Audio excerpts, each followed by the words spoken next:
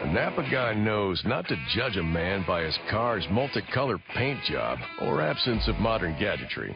Who cares if it's technically old enough to vote and the windows are powered by the strength of your left arm? Your monthly payment is zero, and it'll stay that way. Because with over 400,000 parts and a little Napa know-how, you can keep anything on the road. She may not be pretty, but she's all yours.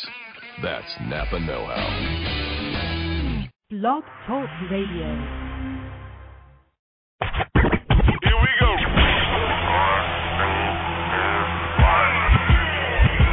Blast off. This is True Capitalist Radio. True Capitalist Radio. I am your host, the man they call Ghost. The badass of business. Give him capitalism or give him death. That's it. Period. Broadcasting from his Skyline office studios in beautiful downtown Austin, Texas. You sound fruitier than a box of Fruit Loops, for Christ's sake. And now, he'll take it from here. Your host, the prognosticator of prognosticators, the man they call Ghost.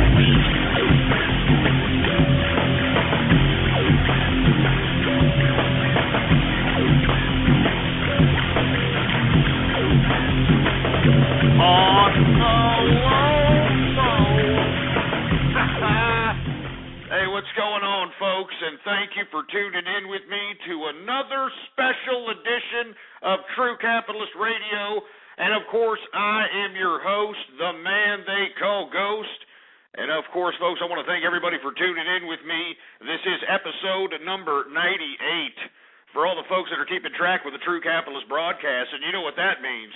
That means we're getting close to 100 episodes of True Capitalist Radio broadcast. I'm guesstimating that we're going to get to that this Wednesday. It's going to be a hump day edition. I'm looking forward to that. But before we get into anything else, folks, I just wanted to go ahead and chime in on the hacker wars that are happening since we don't have any markets to cover today. We don't have any equities markets to talk about today because it's Memorial Day.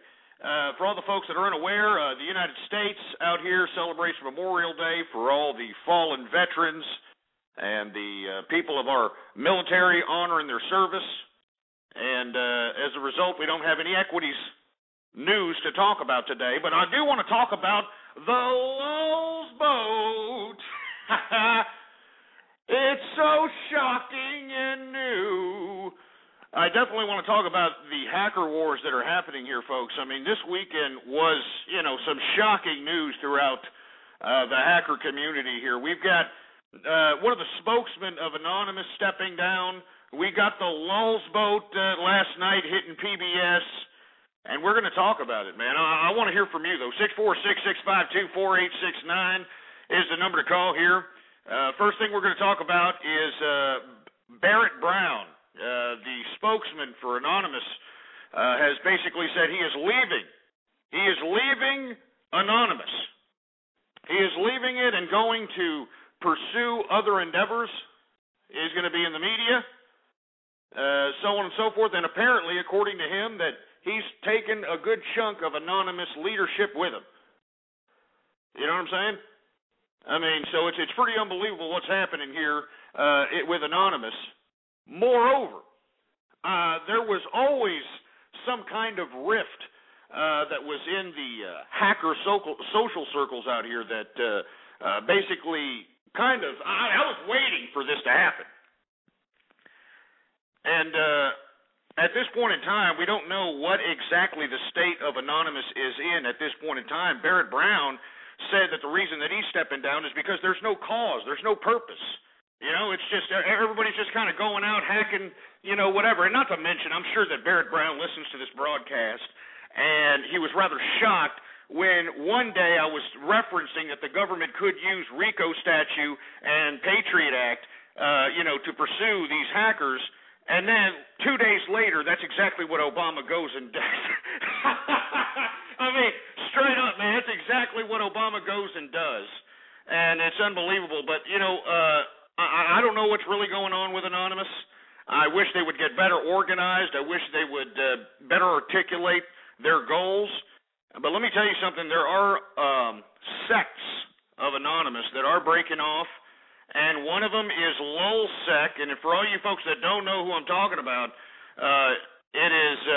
Let me go ahead and post the Twitter address of these people. Here it is, right here, the lolsec. These guys right here actually hacked PBS. All right. PBS last night. I actually saw it while it was going live. They actually at first posted a news clip stating that Tupac Shakur, baby. Tupac Shakur's alive, baby. He alive. He out there in New Zealand, baby. Kicking back, having some Philly blood, sipping on 4 O's, baby. And people actually believe this news report. Secondly, they put a posting of Nyan Kitty, and, basically with a message saying, we heard you were having trouble, Anonymous, written underneath Nyan Kitty. Not to mention, with the Nyan Kitty image in it, it said that your base belongs to us. Now, I don't know what that's supposed to mean. It sounds to me that was a little bit of a slap in the face to Anonymous.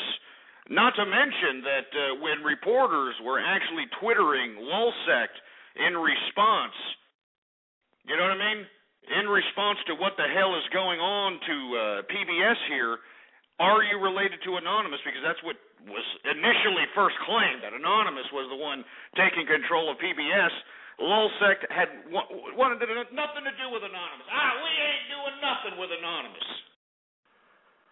And I thought it was pretty funny. Now, the reason they gave behind the PBS hack, which is really pretty cool,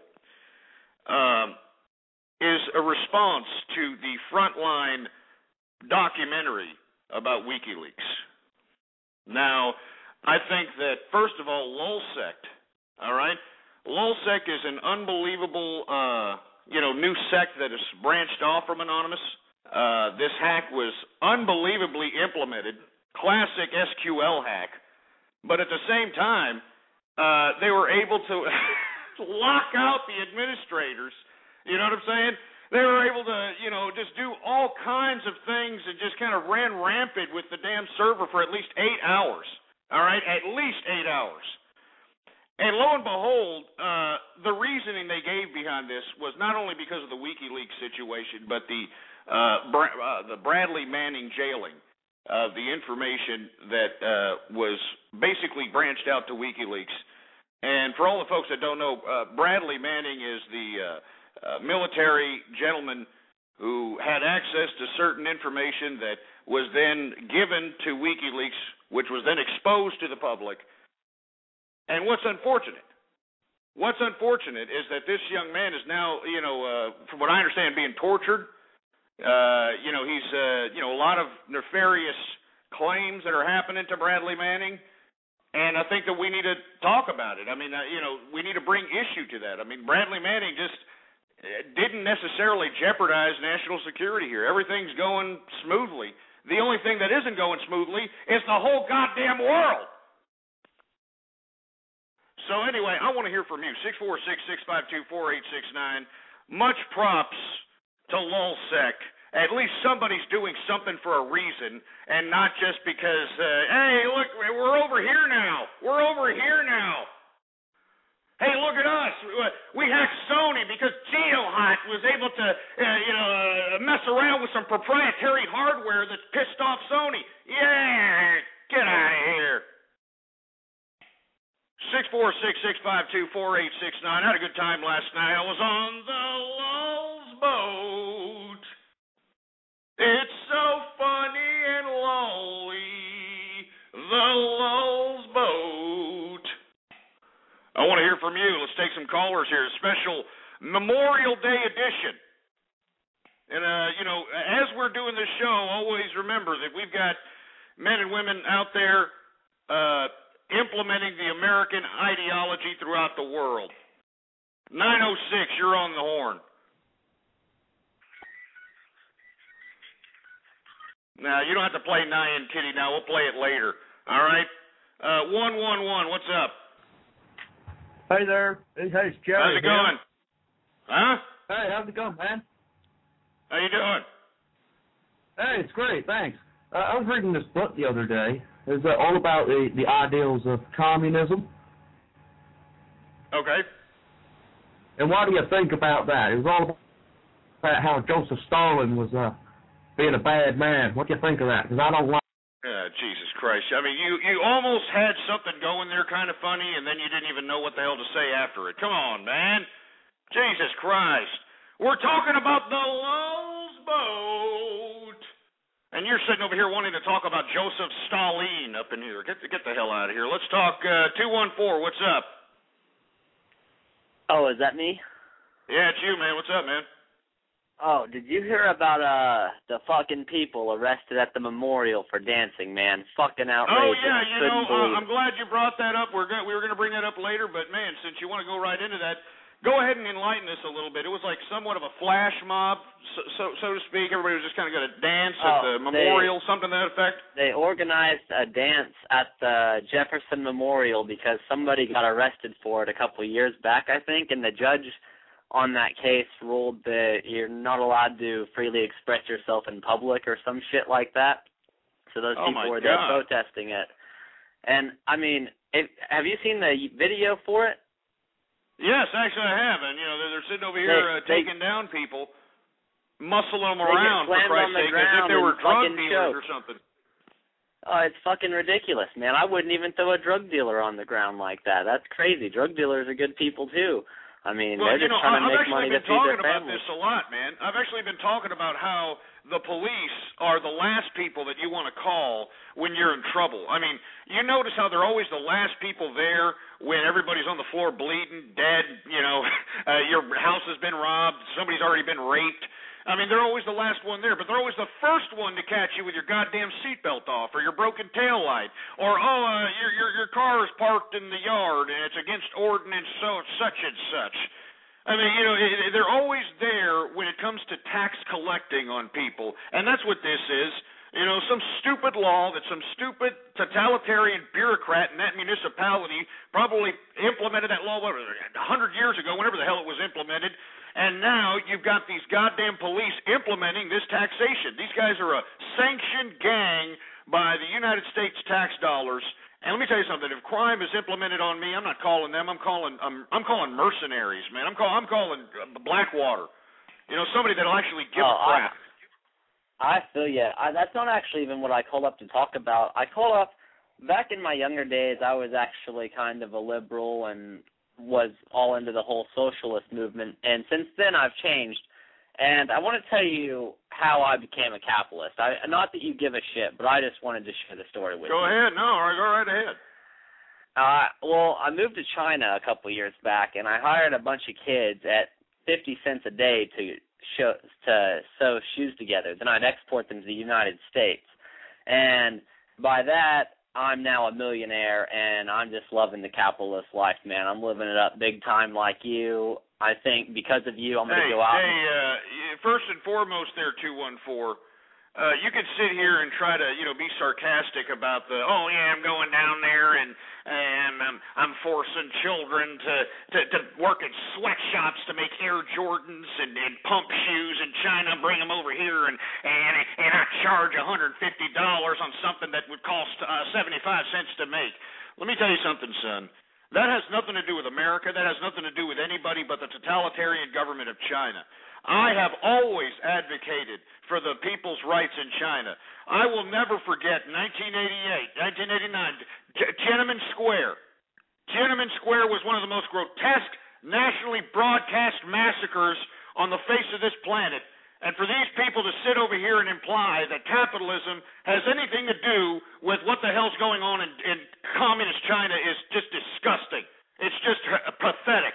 The only reason communist government of China has been able to do what it's doing is because no international intervention has been implemented on its humanitarian rights abuses.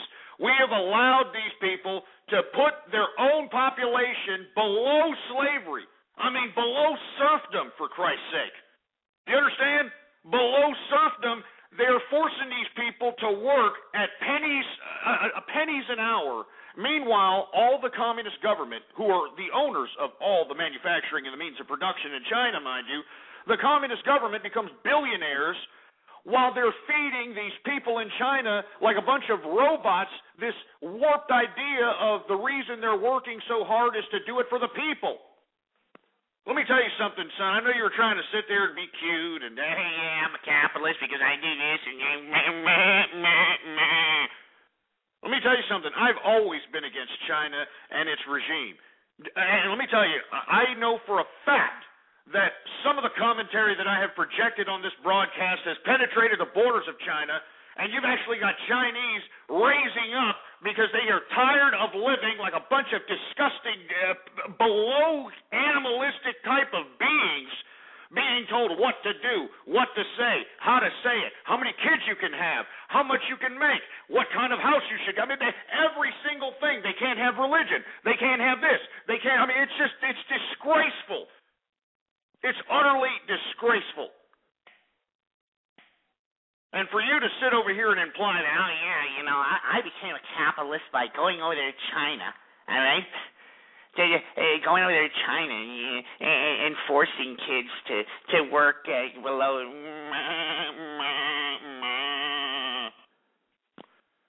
Let me tell you something. If it was capitalist, that wouldn't be happening. Everybody would be prospering. And let me tell you, that's what they're advocating. Jasmine Revolution, all right, that happened this past March. That's what it was about. And let me tell you, the Chinese government is so afraid of the Jasmine Revolution that they are making sure that anybody that was affiliated with this uprising, and it wasn't even an uprising, it was just a bunch of people going into the streets holding up jasmine flowers and signs that say peace and, you know, no totalitarianism and all this other crap. Give me a break. Anyway, what do you have to say, 214? Oh, that's what capitalism. Well, first I want to say you said that that. Wait a minute, that's not what capitalism. I know what you're going to say. You say that's what capitalism does. No, it doesn't. No, it doesn't. You know what it did? You know what capitalism's doing? It's loosening the chains at this point in time of bondage of communism. Now, the Chinese government, they have to up the pay in workers that manufacture these cheap electronic gadgets that you idiots buy at $500 a pop that cost the manufacturer like $5 to make. You know, I mean, it just makes me sick to my stomach that you could sit here and say that capitalism has anything to do with what's going on in China. It didn't. All right? What happened in China was the fact that you had this idea of communism that swept an already broken country. All right? If you look in the history of China, this country has been devastated and decimated by the Europeans. All right? You should look up the Opium Wars. All right? The Opium Wars, when the Europeans went in there and hooked half the population of China on goddamn opium. They were out there just, you know, screwing around, you know, smoking opium until the turn of the 1900s there. And then by the time of the turn of the 1900s came along, you had Chiang Kai-shek and the nationalists attempt to bring some dignity to the Chinese people after being just completely raped by the Europeans here. All right? And lo and behold, after Chiang Kai-shek starts allowing foreign investment to come in and build the means of production, build the railroads, build communication lines. I mean, the capitalists went in there and actually progressed the country of China at the turn of the 20th century. And then what happened?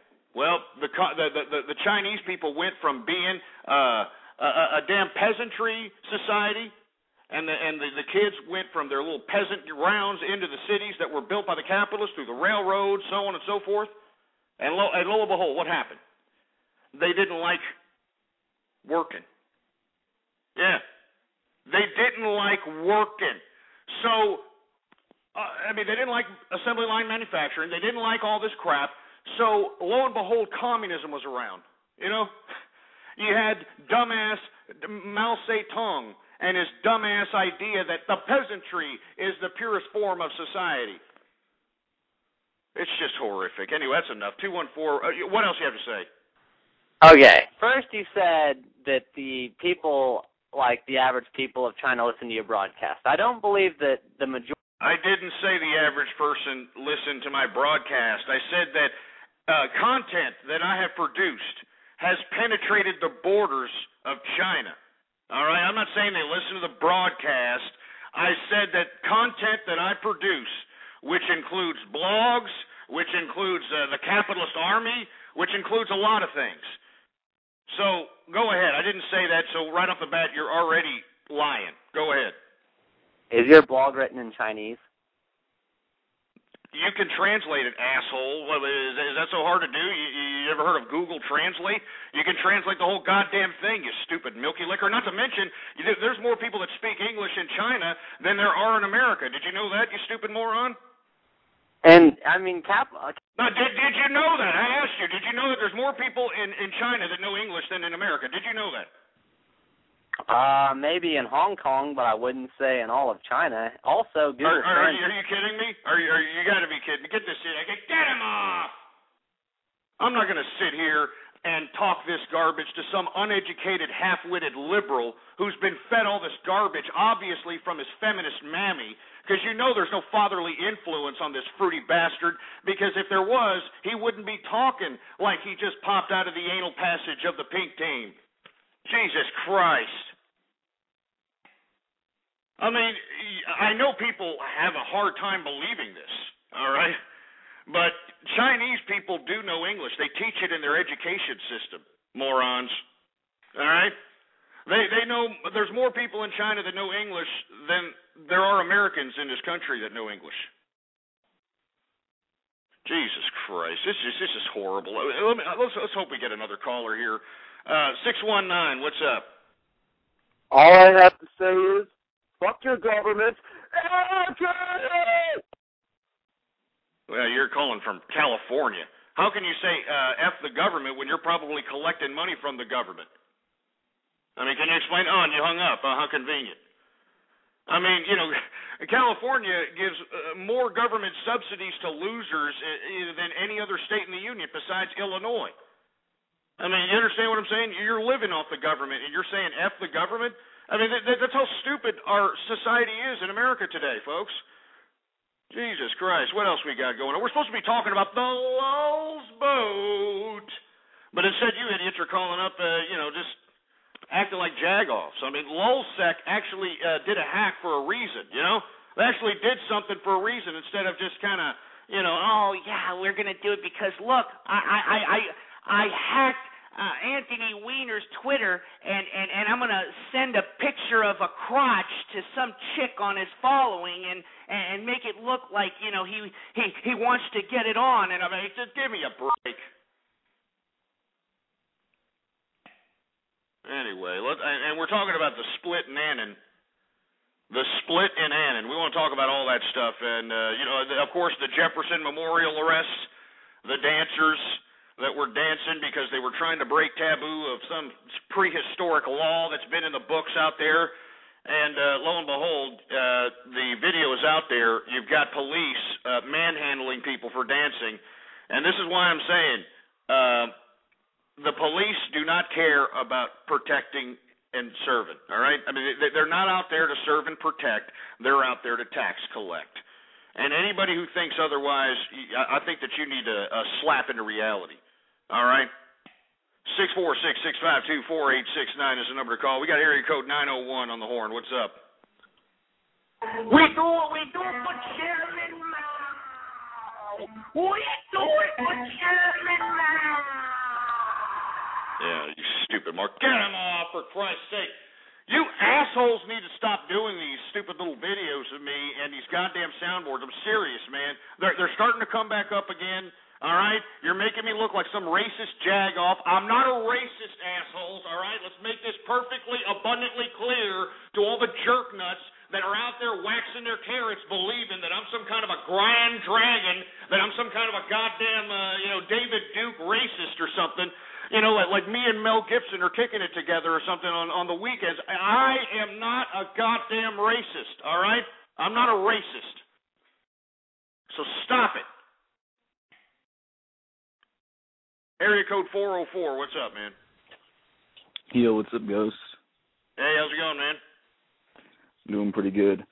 Just relaxing and smoking on a cigar. No, I hear you, man. I smoked on a couple of them last evening, man. I got Virgin sun-grown Arturo Fuente, and, of course, an Opus X, man. Couple of beautiful cigars. Nice. My sister got me, like, Maker's Mark 538 as a gift. Oh, yeah, man, I haven't tried those, man. Actually seen those out there at some of these cigar shops out here. How are those? They're pretty good. Pretty smooth. Got a great awesome, taste. Man. I like it. I know they even dip the damn cigar. They dip the damn cigar case in the traditional wax like they do with the damn bourbon, man. Unbelievable.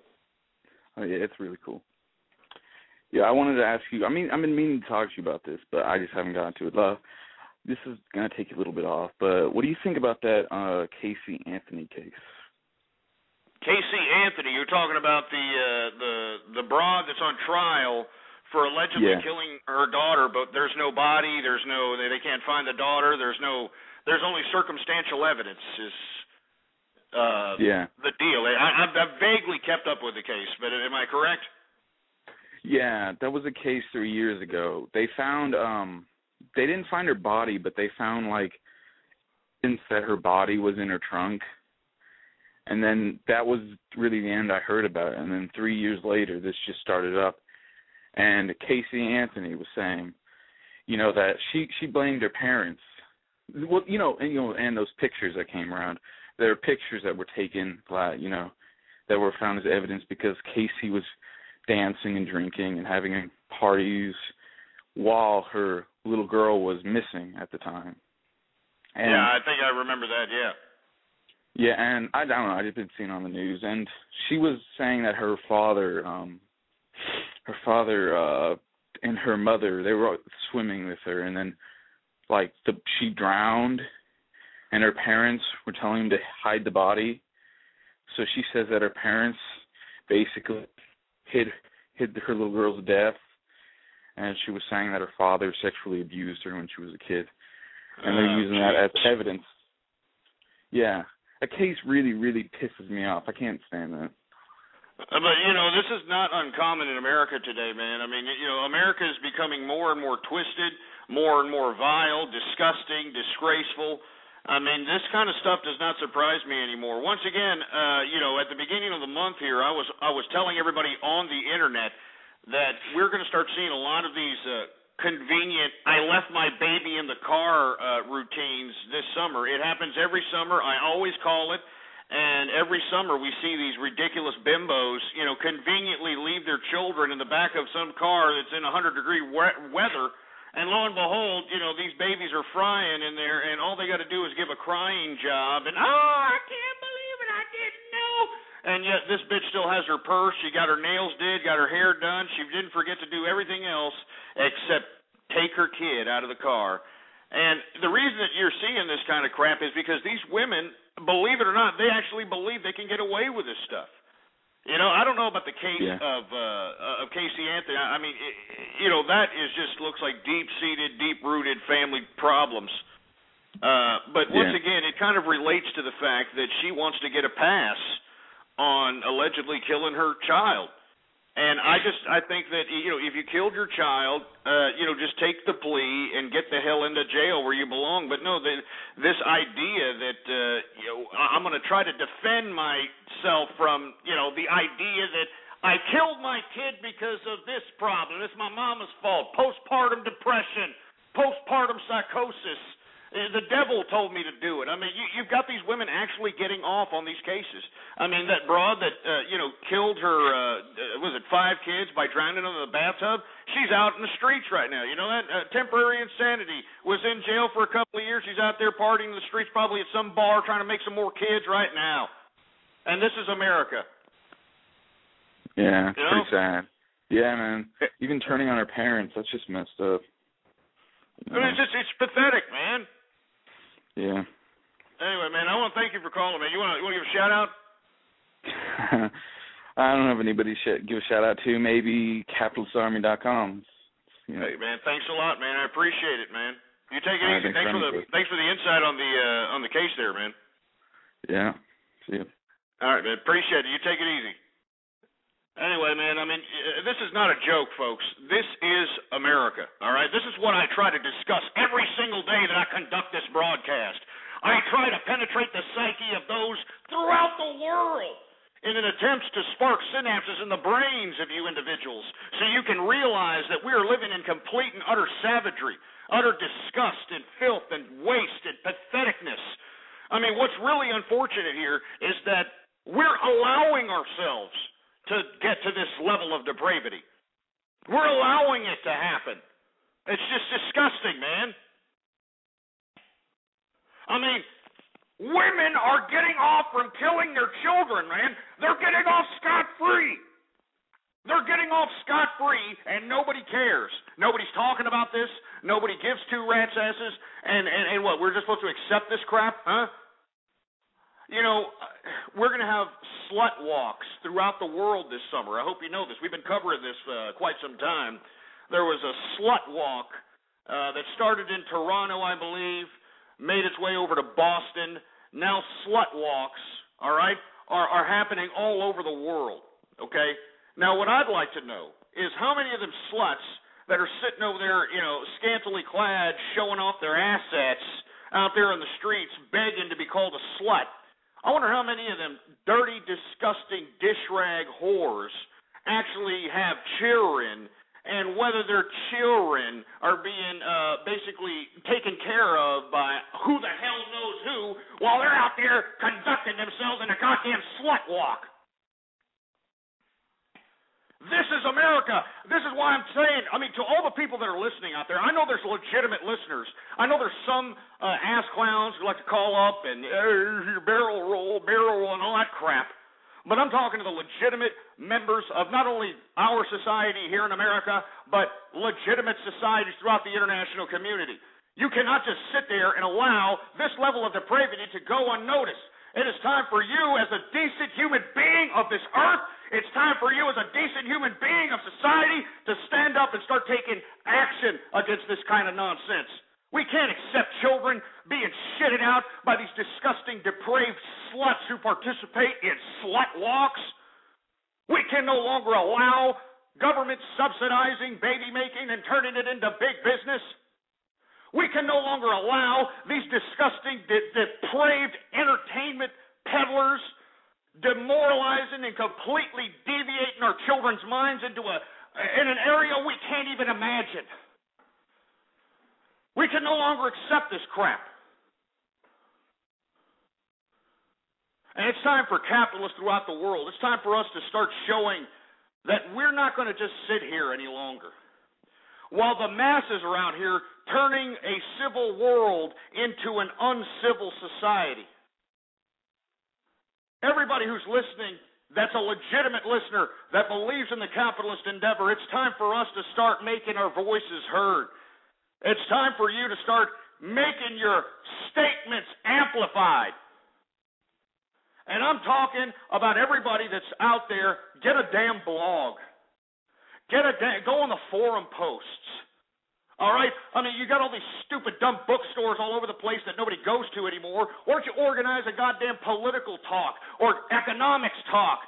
Why don't you go out there, and there's a whole bunch of youths all over America. No matter what city I go into, I see youths that are just out there, 12, 13 years old, walking the streets. Why don't you go up to them and tell them, what the hell are you doing out here? What's the problem? You shouldn't be out here, man. You should be going out there and mentoring these kids. I mean, they're out there in the street being left vulnerable to who the hell knows who.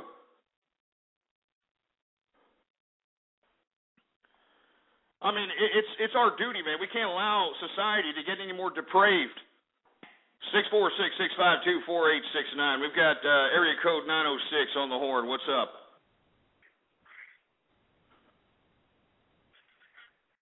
You're just sitting there playing with your Peter Popper. Companion Cube, what's up? Hey, it's Companion Cube Jeffy. And oh, Jeffy, what's up? Okay, I had some problem going on in my economics class that kind of blew my mind. I thought you'd be interested in. Go for it. All right, so the teacher, for some reason, decided to ask every person individually how many Gatorades they would buy if it was 10 cents each, and I personally said 0. So then he later went around and asked everybody again what they would, how many they would buy if the price was raised 25 cents, and I said I'd buy 100 of them. And then he looked at me and it was like, you said 0 before. You're just messing around. You don't really count. And I tried to explain to him that, well, the price went up, so it's likely the price will go up again, and it's at such a low price that if I'm not able to sell them again, then, won't be that much of a loss. Well, it depends on your economics teacher of how he views that type of investments. Remember, you've got a whole bunch of different theoretical approaches to economics. You've got people that are bears, which are, individuals that are not very big risk takers. But then you got bulls, which, believe it or not, economics teacher would tell you that right there is a bull way of interpreting that particular scenario. Because you're anticipating more growth, and it's a risky investment. I mean, you have to weigh in a bunch of factors, from the market to the actual people consuming this product to competitors to the wave of how many people are going to be employed in a given society, so on and so forth. Yeah. So, I can understand maybe why your economics teacher was trying to, I don't know, I guess maybe question your thinking, because remember, these teachers are there to indoctrinate you with their own perspectives. They're not there to teach you anything. They're just there to, indoctrinate you so you can think like they do. That's why everybody out here that graduates from college or graduates from public education is no better than some schmuck that, dropped out and went to work. Yeah, that actually makes a lot of sense. He didn't really explain it at all. But that was like the beginning of the year, and then Friday was the last day that I was going to see him. And it was kind of weird. I guess he was still mad about that. That kind of called him out in front of the entire class, so he took me out in the hallway and slammed me up against the locker and said, "You better trade me your Pikachu for my Charizard." Yeah, man. Well, I think that's a bad deal anyway. You know what I'm saying? I mean, I think Pikachu's probably worth more on the market. But it's serious, man. I mean, that's how these goddamn imbecilic professors and teachers are. They want to teach you their interpretation, and you should call them out. I mean, you're paying their salary, man, especially if you're in college, all right? You're paying their freaking salary, all right? You're paying tuition. You're paying for the books that they tell you to buy. You're paying for all this crap. The least you could do is call them out and get a good explanation. Now, don't be that ass clown, and you know who I'm talking about, that ass clown in class that just likes to raise his hand or her hand and just ask ridiculous, disgusting, redundant questions just to ask. Just to act like they're involved or act like they're an active student or something, for Christ's sake. It's disgraceful. Anyway, where's my drink, for Christ's sake? You have a drink? Jesus Christ. Hey, we got some Blue Label. Yeah, I'm still drinking the Blue Label, baby. I'm not running away from that, for Christ's sake. Oh, yeah. Love on the rocks. Woo! It's Memorial Day edition, baby. Anyway, 646-652-4869. We're talking about a whole bunch of subject matters. The markets are closed today. It's episode number 98 of the True Capitalist Radio broadcast. Like I said, last night I was on the Lulz boat. And, we had LulzSec hack PBS website. They said the reason that they hacked it was because of the WikiLeaks documentary by Frontline. And at the same time, they also wanted to pour some attention on Bradley Manning's imprisonment. Not to mention that I thought that they kind of called out Anonymous on the pbs.org/LULZ post when they posted Nyan Kitty with the phrase, "Your base now belongs to us." And below the image in text, it says, "Hey, Anonymous, we hear you were having trouble." I don't know, you know what I'm saying? It seems like a call out. I don't know. I'm just saying. But it was a great hack. They damaged nothing. All right. They damaged nothing. And they even actually exposed what they did to the PBS, administrators, which is unbelievably classic. Unbelievably classic. Oh man. The Lulz boat. And if you don't know, for all the folks that are not aware. A group by the name of LulzSec, all right, LulzSec, that's LULZSEC, basically posted a whole bunch of posts. They took control of PBS networks. They took control of it, started posting, weird posts like Tupac's alive, They started posting things like, "We eat Sheerans," with some fat idiot eating a burger. I mean, just unbelievable lulls were had. You know, unbelievable. I want to hear from you. Did you happen to see it? Did you take part in it? I mean, I'd have to. I mean, it was just unbelievable. Let's take some calls here. X-Bo, what's up? X-Bo Hunter. Hello, I've got a couple of stories for you that have actually come up. One about China and one about a woman not right in the head. That's okay. Go for it. Right, first one's China. About 4 years ago, when I was still living at home, we got this Chinese exchange student, only because he had nowhere else to go. His English was terrible, first thing, and he's never seen a dog before in his life. We've got 4 dogs, 3 cats, fish, everything. He's never seen one in his house, in his life entirely. We had fish, freaked him out completely. He never saw animals. We got a biggish house. He was amazed because he lived in a 1-floor flat with his mum, his dad, and his brother. Absolutely ridiculous over there because of the regime going on there. Second one is this one's true as well. I've got a friend whose mum had a son before, you know what I mean, an older brother of my friend, and he died many years ago. And recently, she took herself into the hospital and said, "I need help. The voices are telling me to kill my children." And at the moment, she's locked up. So these things do happen. But I don't understand. You mean the things that I was discussing earlier happen? Yeah, they both do. You know, man, I just don't think so, man. You just don't just kind of leave your kid in a goddamn car. You don't just kind of kill your kid off and just be like, I'm sorry, it's postpartum depression, postpartum psychosis. You know what I'm saying? I mean, I just don't think so, man. But hey, thanks for the stories. I appreciate it. We got Tazeki in the house. What's up, Tazeki? Hi, guys. Nice to finally talk to you. Hey, it's nice to finally talk to you. How's it going, man? It's going well. I wanted to comment actually on the things we're talking about on the show rather than all the random crap that people are calling in about. Go ahead. Before I do, I just want to say that I'm also a fellow capitalist by your own definition. I've got a job. I work 40 hours a week. I'm a software developer. I pay my taxes, etc., etc. So while I'm not making your big bucks, but you know, I'm drinking my own whiskey tonight. It's Lefroy. Hey, it doesn't matter, man. You can get there eventually. Always remember that you can get there with proper investment, proper financial maneuverings. You can get there too, man. Don't worry about it.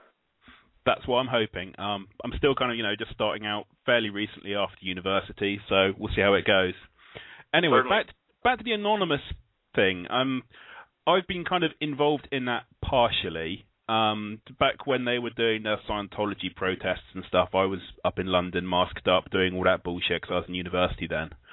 And all these people going, "Oh, we're part of Anonymous. Oh, we're against Anonymous. We're a faction of it." It's all bullshit. I mean, when I was doing that, there was no guy going, "Oh, I'm in charge. I'm leading this." It's just someone would post something, and a bunch of people would do it, and another bunch of people would go, "You're all faggots for doing it," and it was just chaos. But it was just how it went. So, but I mean, there has to be some level of organization in the sense of one word going out and things start happening. And, anybody who's been related to that kind of relay of a call to action is going to be subject to these new internet regulations that Obama's trying to at least put in America. And the G8 discussed this past, Thursday or Friday when they met to discuss economic and political matters. And in my personal opinion, I think that what Anonymous was at first was something that was an attempt at trying to facilitate some sort of idealism for the continuity of internet freedom. But at this point in time, I think that Anonymous itself has jeopardized the whole cause by a lot of the, digital chaos that it's conducting itself in. And it's being linked to without actually deterring it or saying they have nothing to do with it or trying to find the culprits themselves so that they don't be implicated in any kind of organized terrorist idea. But they refuse to do that. Go ahead. The thing I got to say is, I mean, if you kind of take away this name Anonymous, and if everyone kind of said, I'm doing this for the Curtains organization or some bullshit like that, anyone can go out and say, I'm doing it for them. And then everyone's like, okay, you're part of that. And anyone can turn around and say, I'm part of this. I mean, as far as I'm concerned, Anonymous is just a chaotic collection of people, and someone will say, let's do this, and either enough people will go, let's do it, and it will happen, or people will just go, no, we can't be asked. It's not an organisation. It's just a load of geeks saying, do this, do that, and some people do it, some people don't. The media's built up this big, it's some powerful organisation. Absolutely, and believe me, I was covering it back then when they started putting out these reports about Anonymous. I mean, they were talking about past exploits, linking them to phrases like cyber terrorism, so on and so forth.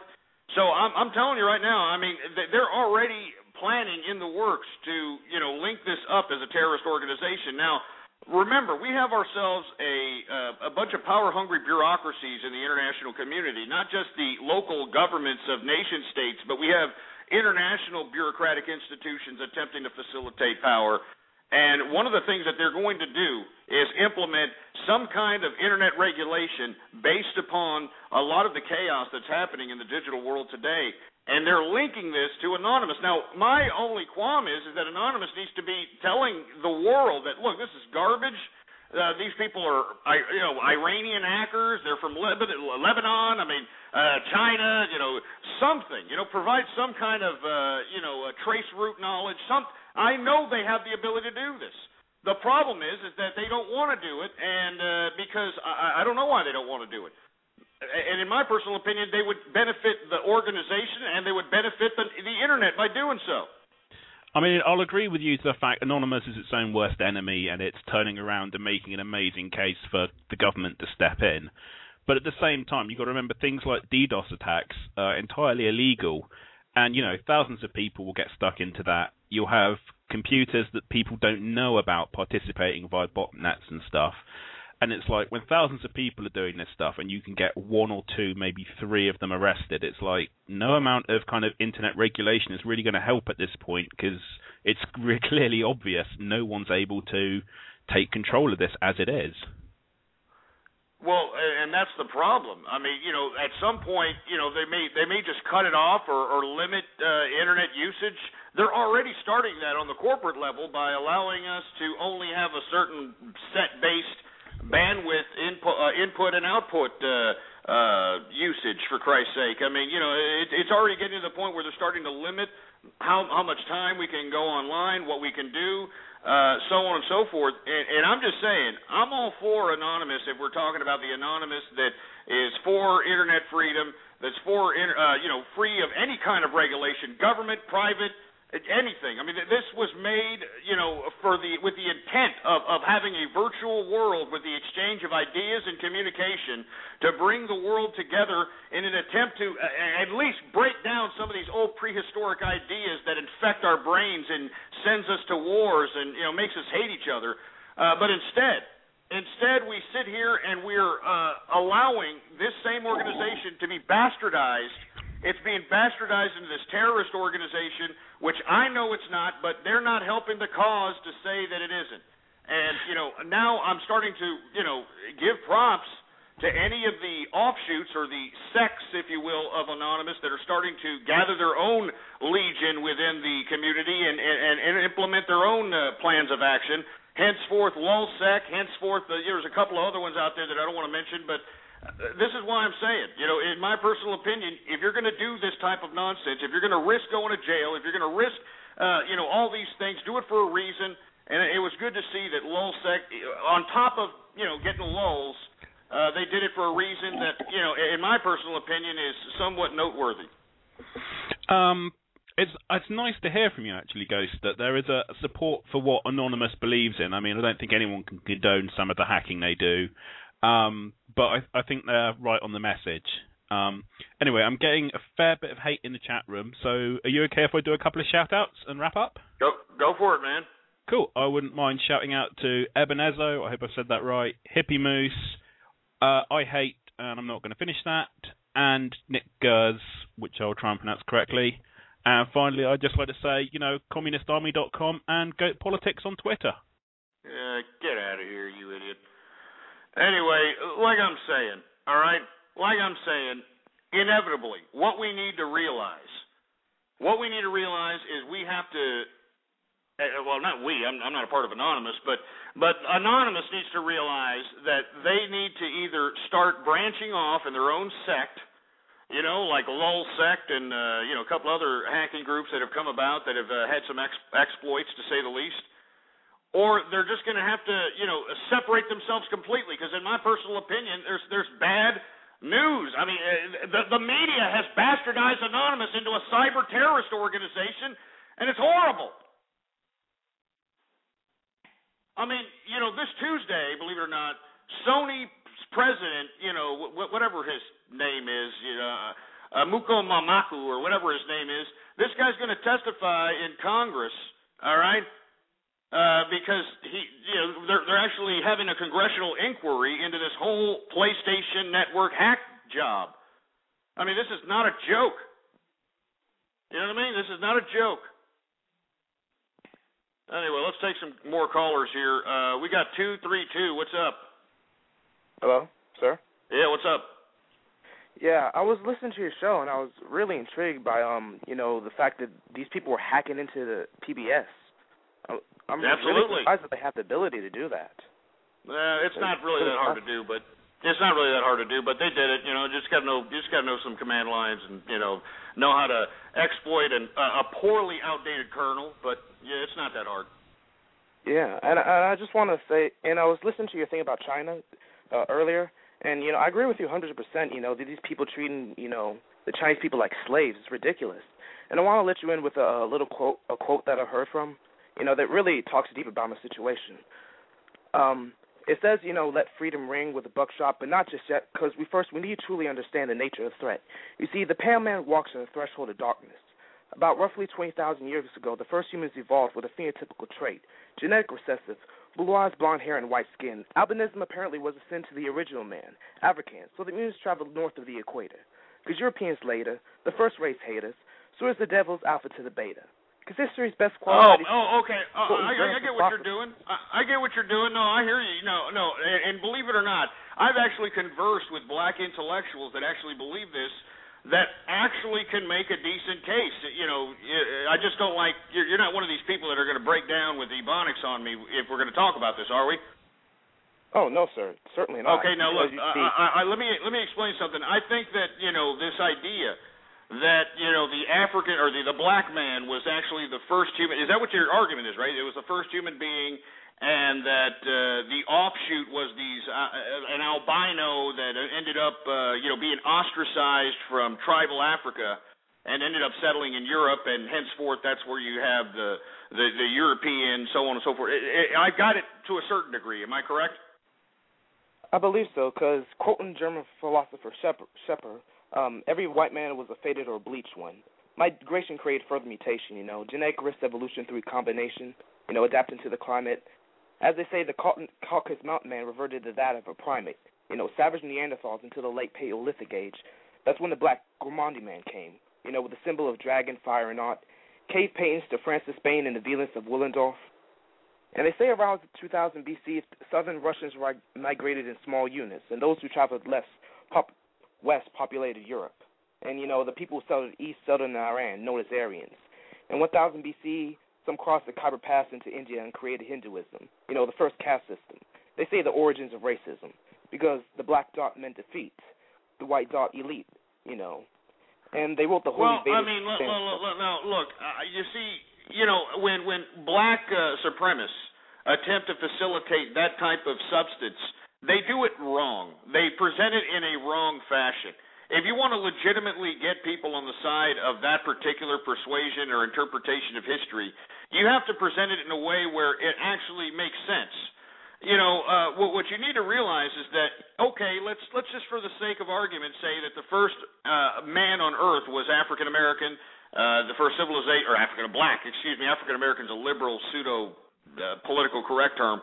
That it was a black culture, black civilization in Africa. And the albinos that were produced, were kind of outcasted and, shunned from the African tribes, became the wicked Europeans, became the other races throughout the European and Asian areas, stretching off into India. And then, the wicked Europeans came in and slaughtered everything and so on and so forth. The argument that blacks should make is that the reason that the blacks were allowed the Europeans to come in and enslave them, the reason that the Europeans, were enslaving black people, and the reason that they implemented so much of these disgusting, horrific deeds upon the black race was because the true essence of the black race is that of righteousness and piety and submission. It is not in the black man's nature to be able to extend themselves into such psychopathic violence. But unfortunately, the counter-argument to that, sir, is right now we're seeing, and I just posted up a tweet right now on my Twitter account @GhostPolitics. I mean, you have black-on-black crime, and you have black violence being implemented on a consistent basis because of the subjugation of the black folk by the entertainment arena, and no one discussed that. On the contrary, the black people in America embrace hip-hop rap culture as if it's somehow the foundation of black culture itself. And it's this foundation, this perception of reality, is what, in my opinion, has kept the at least black man, black woman down in this country, and it's starting to do it throughout the international community. Now, why doesn't the black community stand up like Malcolm X, a moral leader, and say, we're not going to sit here and stand for this definition of our people to be accepted as mainstream legitimacy? Go ahead. Well, I agree with you, actually. I hate black-on-black violence, but you see, it's crazy because it only takes a trigger and $12.98 plus tax to potentially murder 50 brothers, So people have to, duck like Daffy, because nowadays, average people like Butch Cassidy and the Sundance Kids doing bids with no remorse. Jesus Christ. I knew you were, you see, right off the bat, busting out with the Ebonics, you know what I mean? Busting out with the Ebonics, for Christ's sake. You see, I'm sitting over here trying to have a legitimate conversation, about, the black strife in the world, and here this idiot's talking about Butch Cassidy and the Sundance Kid, for Christ's sake, and some idiot selling crack rock in the hood. Jesus Christ. Let's take some more calls here. Who else we got? Do we have somebody from the Lulz boat on? What's going on? No, Ghost, it's not. It's Vince in the Bay. I'm calling about the Lulz boat topic. Oh, okay, go ahead. Yeah. Sorry, I wasn't clear about that. No, I actually witnessed that go down last night in real time, so to speak. And I got to tell you, talk about Lulz. That was my first exposure to a real-time hacking job, and it was amazing. I've been riding the Lulz boat all night long, baby. I mean, let me tell you something. It was pretty unbelievable, and it's good to see that these hackers are now trying to do something for a cause instead of just, hey, look, we're doing it for the lulz. I mean, hey, yeah, you can do it for the lulz too. You can have the lulz boat going on, but let's start focusing some attention on some things other than Nyan Kitty and stuff. Even though they did focus attention on Nyan Kitty too, but still. Yeah, no, absolutely. I tip my hat to them for their serious ownage of PBS. I was really happy of their choice of target, and it showed. And this is where this is even though these people, these liberals, complain that this organization gets only 10% of your tax dollars. You know what? They're so lazy. They don't have the IT support, the fortitude to take down a goddamn cat picture. That thing was on there for like 12 hours. Yeah, I know. It was great, man. I put that hilarious. on my, all those links. Yeah, it was great. Yeah, and it was really fascinating, and I can't believe that they put it in. On top of that, they also posted like the login names and the passwords for all the station affiliates throughout the entire PBS network. So, and that stuff is still up there. Not only that, they put the command line code by code, line by line of the hack, man, of how they exploited this old outdated kernel that which seems to be the forte of most hacks at this point in time. These dumbass system administrators can't even update their stupid operating systems. Yeah, it was hilarious. That was so epic. I can't even tell you. And I was happy to be a part of it. And tonight on my show, if I could do a quick plug and get out of your way, Ghost. Go ahead, man. I have Barrett Brown coming on my show tonight. He's agreed to come on my show. I've been in contact with him, and I'm going to have him on as a guest, and hopefully we'll get a little more in depth into all this nonsense that's going on. Really, you're gonna actually have Barrett Brown, the real guy that is disbanded from Anonymous, took some members with him. That guy. That dude, I think I got the right guy. I'm pretty sure. If not, then if it's a fake Barrett Brown, I'll hang out with him just the same. But I think it'll be interesting. I think it'll be fun, and I'd love for your true capitalist listeners to join me tonight. Yeah, all right, man. Well, we'll check you out, man, and hopefully, Barrett Brown, if it is the real Barrett Brown that has, turned his back on Anonymous, hopefully he can let us know why the hell he did it and what the hell he's planning to do. Anyway, Vince, thanks a lot for calling, man. I want to let everybody know right now that we are in the second hour, baby, the second hour of True Capitalist Radio. And, of course, I am your host, the man they call Ghost. And once again, this is a special Memorial Day edition of the True Capitalist Radio broadcast. Before we get into anything else, I'd like for everybody to please retweet the broadcast, all right? We got all kinds of little buttons underneath the player, Facebook thumbs up buttons, and tweet this button, share that button, spread it around like wildfire. Let everybody know that we're in effect in the house. Tell them to hop on the Lulz boat. It's so funny and lolly. Let me go ahead and take a swig of this Blue Label, baby. Cheers to everybody out there. Cheers to everybody who's chilling like some insane villains. Cheers to all the true capitalists and the capitalist army, baby. Let me go ahead and take a swig of this. It's just so good, man. Once it hits your goddamn lips, it's so great, man. $400 a bottle. Woo! All right, let's take some more callers. We were talking a little bit about the PBS hack. And for all you folks that don't know, I mean, we were witnessing it firsthand. If you'd have been following me, you'd have known about it, all right? Ghost Politics is the name to follow. All one word, no underscores, folks. You would have heard about it. You would have been on the Lulz boat. There's the name to follow on Twitter, for Christ's sake. I mean, it's just a good idea to follow me anyway, man. I mean, I keep up to date with news that affects capitalists' prosperity, and it's definitely something that's great. So once again, the Lulz boat, get on it at Ghost Politics, baby. Follow me and spread it around like goddamn wildfire, boy. Woo! Anyway, 646-652-4869 is the number to call. I want to hear from you. We're on the Lulz boat. We're talking a little bit about Barrett Brown, basically going and leaving Anonymous. We're talking a little bit about Lulsect, which is a offshoot of Anonymous. Well, actually, it's a branch off. It's somebody that just kind of just said, hey, we're making our own sect here. You know what I'm saying? We're making our own hacking group. And our lulz will be had. So anyway, let's take some more calls here. What do we got? 845, what's going on?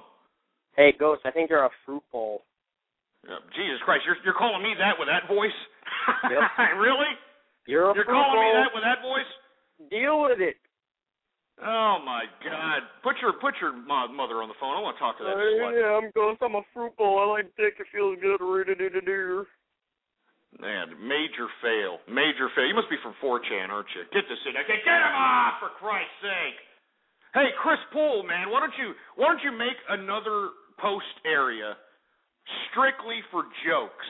All right, strictly for jokes, like jokes to tell Ghost when you're representing 4chan on True Capitalist Radio. You know what I'm saying? Seriously. I mean, this is getting stupid and pathetic. It's disgusting. I mean, you're a fruit bowl. And not to mention, make sure that you put in underscores in bold to sound like a man, to sound like you got a pair of cock and balls instead of some, like, pink pussy between your legs, for Christ's sake. And excuse my French for talking so vulgar, but listen to these jacknuts. Listen to these morons. Jesus Christ, for Christ's sake, man. Sound like a man. Have over 9,000 of these fruits calling me all the time, man. Anonymous, what's up? Oh, hi there. I'm Ezo, and I just wanted to say that I've started spread about your fortune, and I love you so much. Can you show me your toolbox? Oh my God! Now we got young people from Europe calling. I mean, isn't it like midnight over there? Oh, it's always worth staying up for you. Oh, Jesus Christ! Get this boy George butt lover on me. Get him off, for Christ's sake! I mean, what's going on here, man? I mean, isn't everybody here, kind of happy about the Lulz boat? No? No, I thought it was funny. Let's see who else we got home. We got Texas Ranger up in the place. What's up? Would you let a woman put a strap-on and do you from behind? So we when got you a say Howard you want to... Stern switchboard. Get that idiot off. I don't want Howard Stern's voice on True Capitalist Radio. Do you understand me?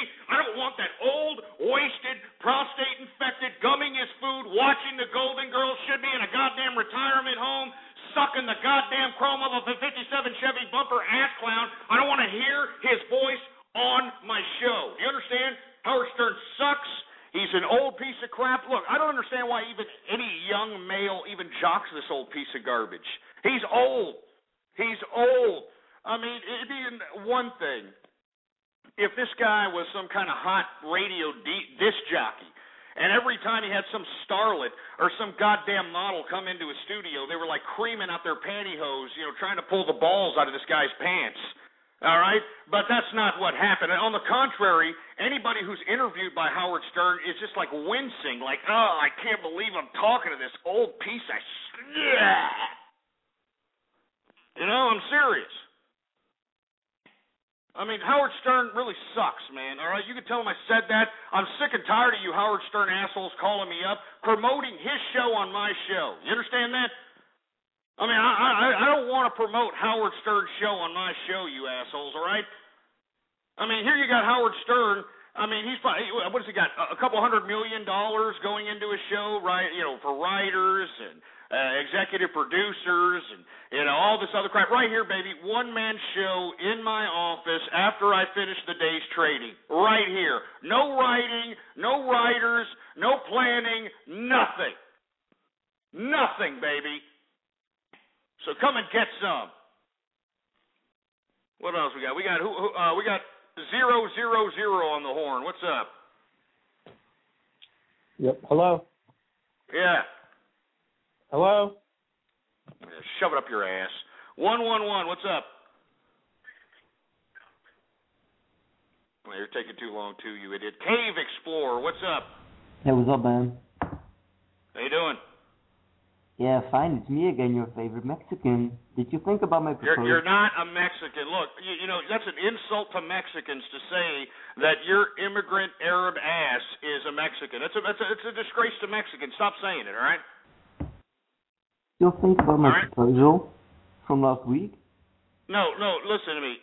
Stop saying you're Mexican, all right? It's a disgrace to Mexicans, for Christ's sake. I mean, it's bad enough that they do a bad enough job on their own selves. They don't need you to call up, hey, and your favorite Mexican. Hey, you know what this means, really? You know what time it is, right? I think you know what time it is, folks. It's Guess the Minority.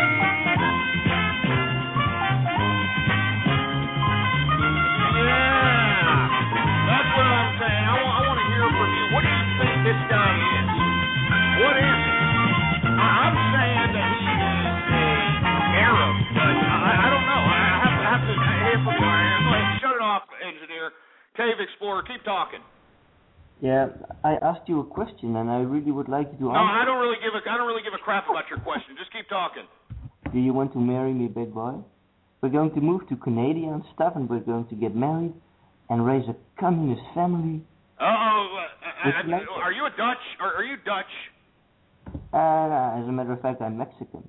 But good You're not Mexican, all right? You're Dutch, aren't you? Are you a Dutch immigrant Arab? What? I got it, yeah. I got it. Dutch immigrant Arab. All right? I love this game, baby. I love this game. Yes.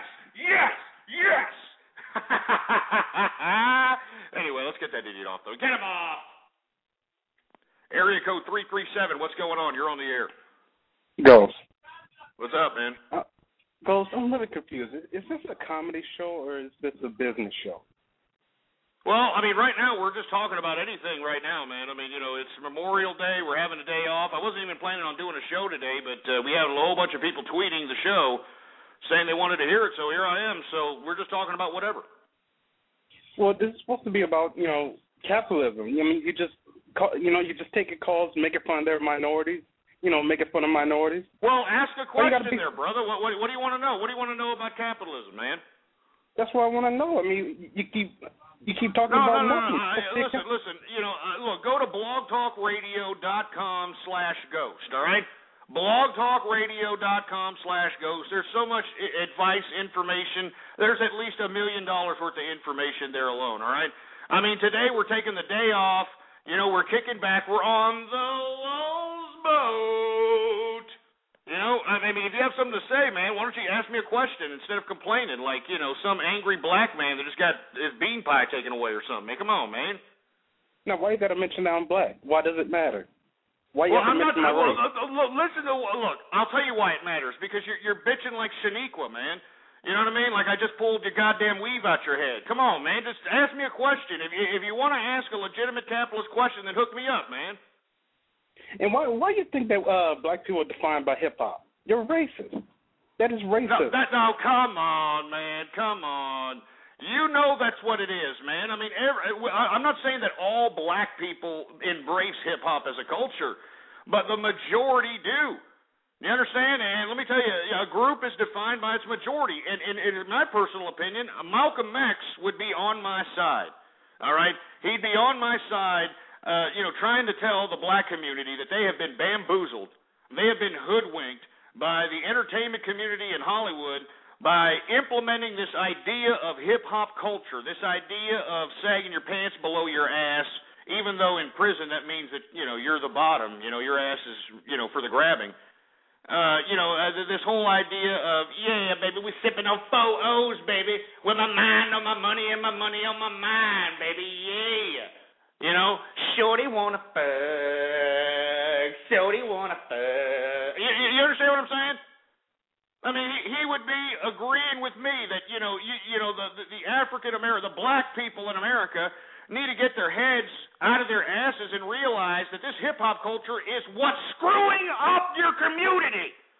It's screwing it up. And another thing I don't like about the black community as it relates to hip-hop. Okay. Just for the sake of argument, let's say that, you're just not going to get rid of the hip-hop. You like the beats, whatever, okay? Why exactly do you celebrate Eminem? Why is Eminem invited to BET events? Can you explain that one to me? I mean, I think that Eminem is the biggest mockery to black folk since they were performing blackface in the 20s. You know what I'm saying?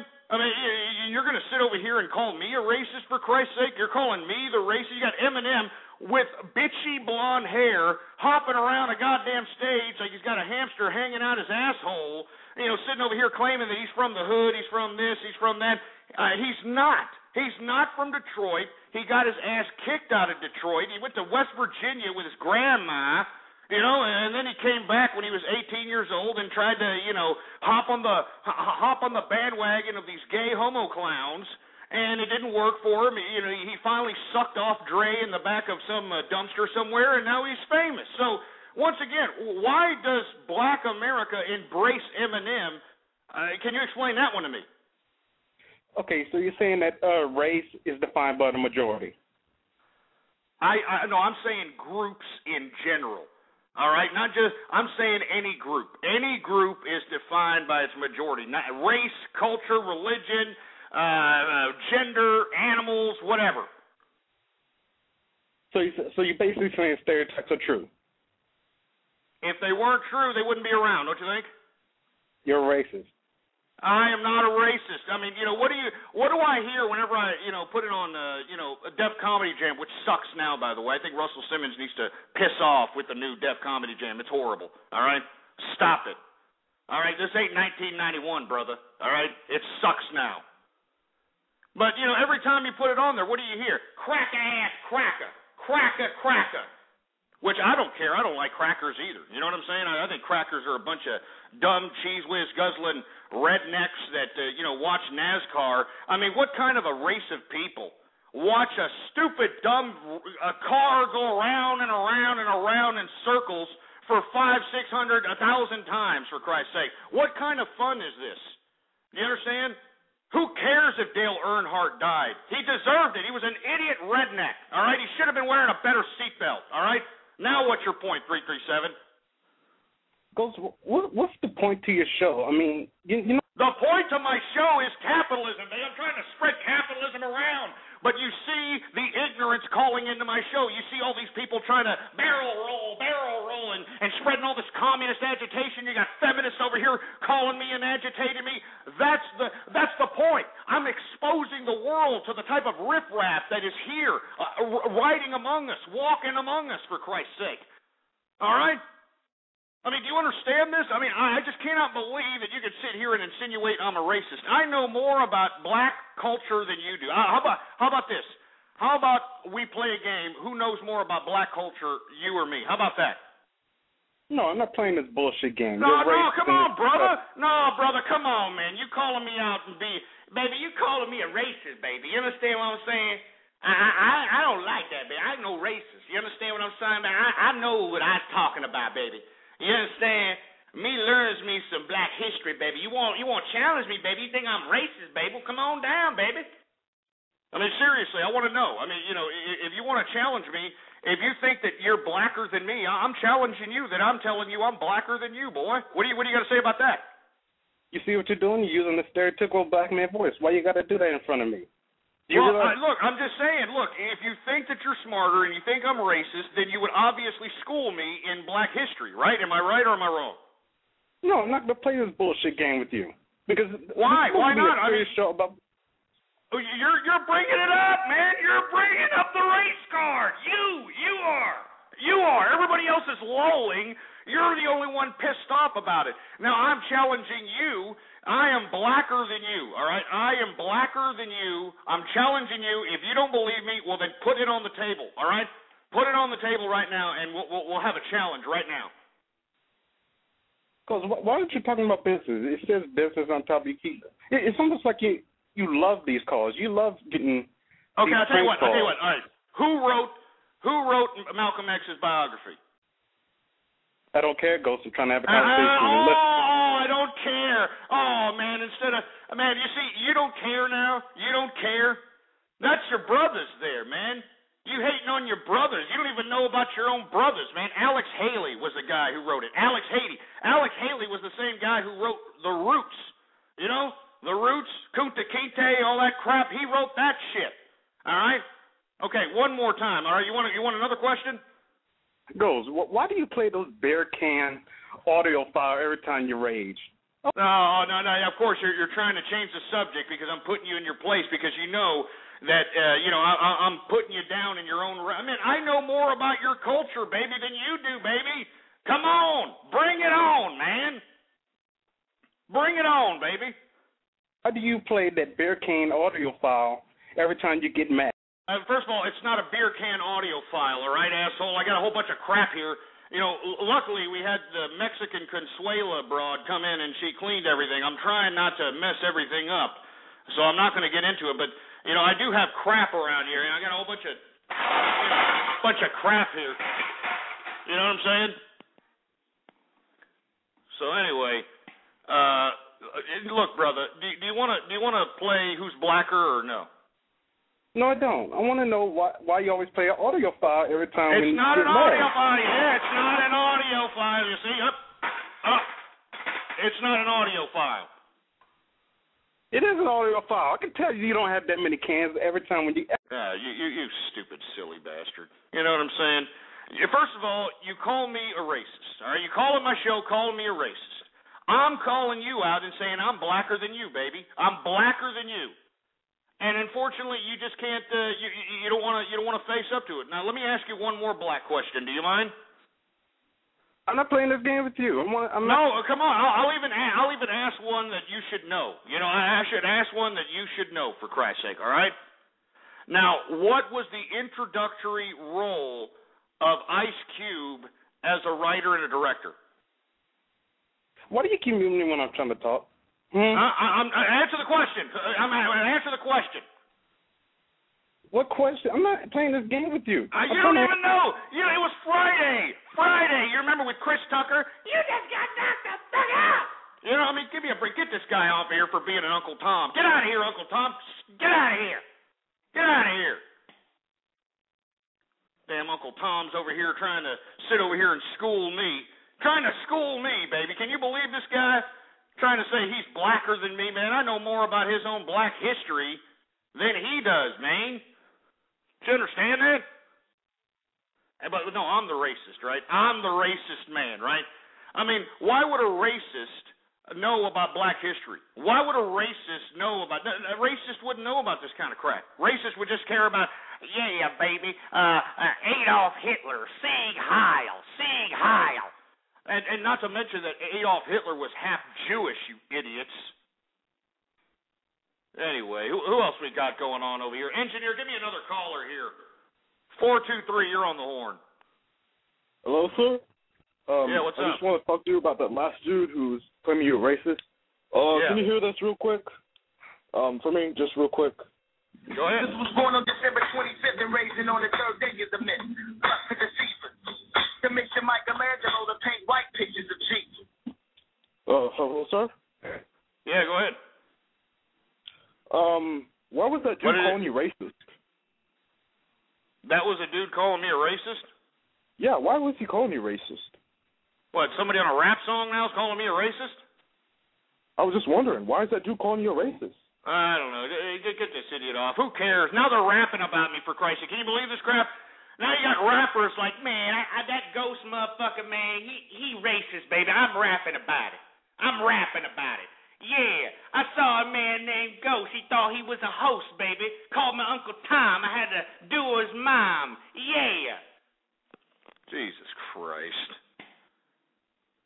I mean, I just get no respect whatsoever, man. No freaking respect. I'm a melting pot of friendship, and you got people insisting and continuing to say that I'm a racist. I am not a racist. I have a whole bunch of friends that happen to be black. I have a whole bunch of friends that happen to be Mexican. I have a whole bunch of friends that happen to be Oriental. And for you idiots to sit here and continue to say this slanderous lie about me being racist, it's not only hurtful, but it's slanderous. 304, you're on the horn. Yeah, actually, I got a question for you. Go for it. What do you like? Just listening to you for a few minutes, it seems like you don't like anything. What are you talking about? What do you mean I like? I'm for the capitalists throughout the international community, all right? I will stand side by side next to any capitalist and all capitalists throughout the international community to make sure that we implement the greatest economic and political theory throughout the world. We can no longer sit here and embrace this idea of political romanticism that, we got to save every human being by feeding everybody, and we've got to house everybody, and we got to clothe everybody, and we got to do all this stuff for everybody. Bull crap. This idea of political romanticism has gone on far enough, all right? Far enough. And it makes me sick to my stomach to sit here and listen to this nonsense that because I'm trying to implement capitalism, because I'm trying to spark the synapses out there on the internet throughout the goddamn world about capitalism, these idiots are calling me a racist. Let me tell you, 304, I'm standing with the capitalist. Give me capitalism or give me death. You understand? I understand that. But since I've turned on the show, I've found a link on the internet. Since I've turned on the show, it just seems like you're yelling at other people about other things that's not capitalism. Well, it's Memorial Day, baby. You understand? You want to talk about the markets? Well, ask me a question about the markets. You want to talk about the economy? Well, then ask me a question about the economy. All right? You want a prognostication? You want a forecast? Well, tomorrow oil's going to go down because OPEC just upped its production, okay? What else you want to know? You want to know something else? awesome. That would be amazing, personally, I think. But, you know, like, the reason that I called was that you were going about the racist thing, and I don't necessarily, I'm not calling into question that I don't personally know you well enough to know whether or not, I don't believe in racism or anything like that. But, you know, as an educated person from West Virginia, because 304 is the area code from West Virginia, you just brought up West Virginia. That brings up the next thing, the only thing that I really wanted to talk about. We're not all dick sucking our cousins, you know, like I didn't say. Well, hold on a second, sir. I didn't say anything bad against West Virginia. I said that what's his name, Eminem, was raised in West Virginia. You know, that asshole, was raised in West Virginia, even though he tries to claim that he was somehow raised in Detroit. You know, in D-Town. That's what I said. I didn't say anything about West Virginians being hicks. Although I don't understand why you idiots keep, electing Byrd out there as a political voice for your community. He's dead. Yeah. Well, either way, I don't understand why you kept doing it. Oh, I never voted for him. I mean, that's the majority of the state. I can't justify, man. Like, once you've been in the Senate for so long, you know how that is. Like, you're a made man, pretty much. Yeah, but I mean, he was a Grand Dragon, literally. He was a Ku Klux Klan member, and you guys kept him in there for his entire life. Yeah, I mean, if you watch videos on YouTube, there's videos of him on YouTube blurting out the N-word. I mean, it's not exactly like he was the best representation of the state. I understand that, but I'm glad that there's a contingent of West Virginians listening in, but with all due respect, turn off my show, you West Virginians. All right, piss off. Get them. Get this shit out of here. I don't give a crap if people from West Virginia are listening in. All right, there are a bunch of hicks. All right, they're stupid. They're idiots. All right, what do you think about that? All right. Oh, what are we going to get, the West Virginia Hill Gang to come down here? Hey, Ghost, you're going to sit here and you're going to talk about West Virginia. Yeah, go hump a cow, you stupid, dumb, shit-kicking hick. All right? Screw West Virginia. 702, you're on the air. Yeah, turn down your radio, ass clown. 386, you're on the horn. Hey, Gus, it's Capitalizing. Hey, what's up, Capitalizing? Good to hear from you. Hey, I just wanted to know what you thought about Casey Anthony's trial.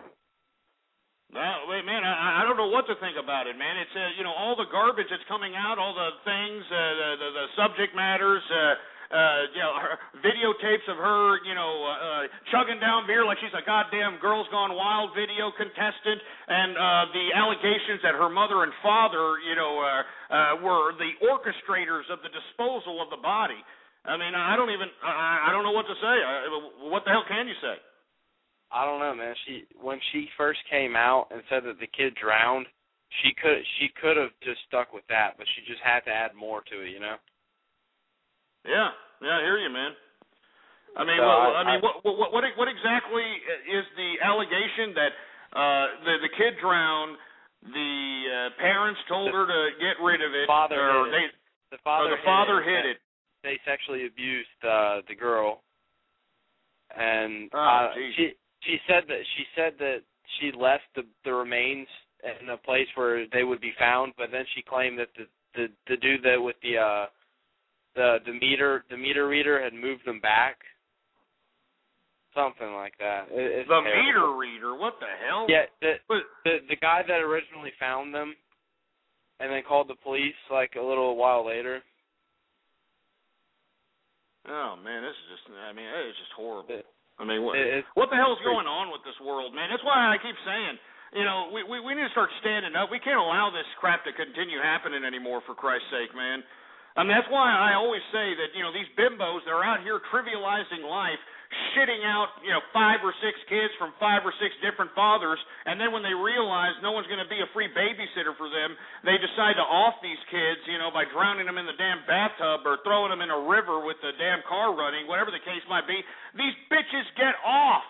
They get off, man, and I'm afraid that that's what this brought. I mean, is there any proof to this? Is there any proof that the parents were involved? Go ahead.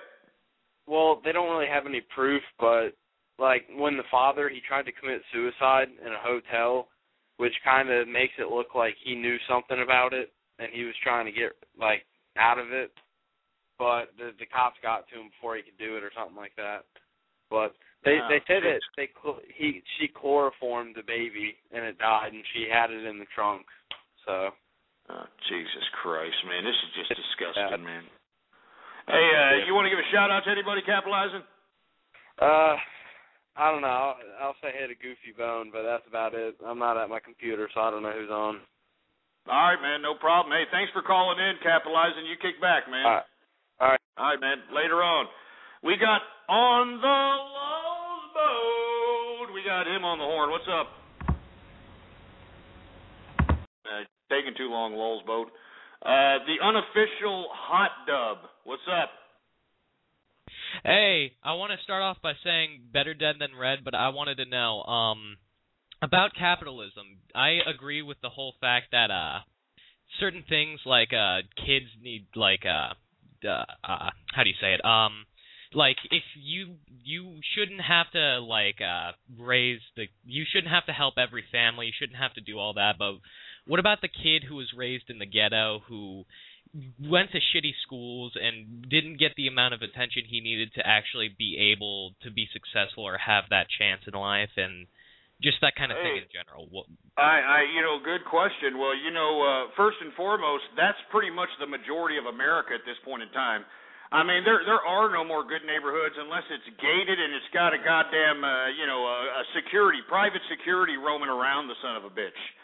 All right? I mean, there is no more good neighborhoods. Everybody's living in a crap hole neighborhood. If you are not living in a gated community, then you are living in the ghetto as far as I'm concerned. I was living out in a neighborhood, higher class neighborhood in Leander, Texas, and when the 2008 economic recession hit, people started, getting out of their homes, so on and so forth. And then you had these disgusting, despicable wastes of human life that raised generation after generation after generation on tax dollars and entitlements. All right? You had these people come in, 2 or 3 women would compile all their entitlement money, all their child support money, all this nonsense to buy a home in my neighborhood. I mean, can you believe this crap? They turned a high-class neighborhood into the goddamn ghetto. And let me tell you, out there they were smoking Philly blunts. They were chugging down 40 ounces and the whole 9 yards, man. And luckily, there was a boom in the real estate market in Texas as every other real estate market was crashing. I sold my home and got myself a beautiful, badass, high-rise condominium in the heart of Austin, Texas. And that's what I'm doing now. But, as far as your question, I mean, what about those kids? I just have to say, it's just tough luck, man. It's tough luck that those kids were born into the ghetto. They were born into, unfortunate environmental-induced ideas. But once again, it's not like they don't have a chance, I mean, there's opportunity for everybody. I don't understand. We got publicly funded libraries, all right?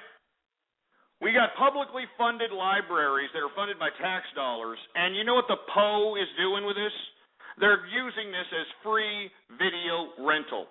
You understand? Instead of reading books, instead of going out there and saying, hey, I need to expand my mind, maybe since I'm collecting entitlements, maybe I should go out and, maybe spend 8 hours at the library and, expand my mind, learn some shit. But no, that's not what they're doing. They're utilizing the public library for free video rental. And you should go to your nearest public library. You're going to see these dumb, disgusting, tubberlard bitches bring in their 5 or 6, 7 kids and allow them to get all the free videos because, it's funded by the taxpayer. So once again, I mean, whenever I see the kids, I feel a little sorry for them. But then again, I think about it to myself, that's going to be probably somebody robbing me in about 10 or 15 years. So why the hell should I care is what I've got to say about that. You know what I mean? Well, I can kind of see your point there, but,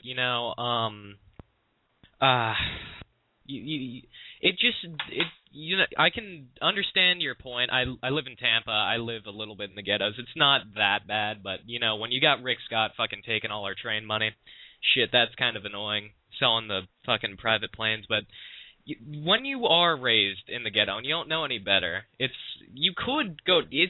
not as equal of a chance, because then you've got this kid here who was born with good parents, probably not an orphan. Let's say he had the perfect life. And then you've got this kid here whose dad sold drugs and his mom was a hooker, and he grew up in an orphanage till he was 18, and then he was kicked out on the streets and is a homeless man, never got a good education. Like, how is a kid like that supposed to be able to actually expect to succeed in life when... Well, in my personal opinion, I know it's going to shock a lot of people, but if they end up in an orphanage, I think that we need to lax the adoption requirements. And even if two steady, fruity-ass homosexuals that are gainfully employed want to adopt a child, or two bull dykes, that are gainfully employed want to, adopt a child, I think that they should do that. In my personal opinion, I think that we're, institutionalizing a lot of children via these orphanages out here, which are nothing more than, a prison for kids. And in my personal opinion, I just think that, they would probably have a better material-based life if, some of these assholes would, just allow a lot of the kids that are not wanted. These are not wanted kids out here to, lower the requirements for adopting these kids and allowing, some of these goddamn, fruit bowls to, go out and support some of these kids, man. They're making the money. You know what I mean? I find it funny that a lot of the homosexual community has taken a bad rap from me. You know what I mean? They think that I'm some kind of a homophobe. I have a lot of homosexuals who tweet me on Twitter saying, "I can't believe that you do that. I can't believe that you say that you're a homophobe." But I'm not. All right? I am not. I actually appreciate the fact that, these homosexuals aren't producing, all right? They're not, out here, becoming a dread on society by producing a whole bunch of fruit bowls, all right? They're out here paying taxes. You notice that, most of the people that are homosexuals, they're actually making money and they're paying taxes out here, and they're paying for these breeders who are shitting out children like it's going out of style. So, that's one way to, kind of help these people. Another way is to hold parents responsible for kids, wrongdoings. How about that? How about throwing mom and dad in prison for, kids, going out doing vandalism and robbing and killing people? How about that? Well, I don't think that's fair, because the kid is somebody who is whose brain isn't fully developed, and they don't know right. Absolutely not. Are you kidding me? I mean, let me tell you something right now. These stupid scumbag parents need to be held responsible. I find it funny that Derek Harris and Eric Klebold, these assholes that did the Columbine shootings, their stupid, dumb parents had nothing as far as any kind of charges held against them, nothing. I find it coincidental that, these idiots can go shoot up and have one of the worst grotesque school shootings in history, and these idiot parents aren't even afflicted with any kind of law enforcement repercussion. It's stupid. Anyway, thanks for calling, man. Who else we got here? 214, what's up? Hey, the slut walk you mentioned earlier in the show? The what? The slut walk you mentioned earlier in the show about the sluts walking. Can you explain that a little bit? I didn't really get a good hear on what you said about that. Oh, well, no. Well, apparently you aren't informed. Well, it started off in Toronto when some some idiot from Canada that was, the head of the Mounties or whatever the hell they got up there that's law enforcement, said something to the effect of that, these women shouldn't walk around looking like sluts, implying that, some of the negative attention afflicted on some of the women walking around in Toronto are basically self-induced by the way they dressed. Well, these bitches in Toronto, given the fact that they're all socialist, Canadian bimbos anyway, they went out there and actually protested against this stupid, dumb Mountie chief or whatever the hell it is, and had this march on the streets of Toronto called a slut walk. And these women are out there demanding to be called a slut.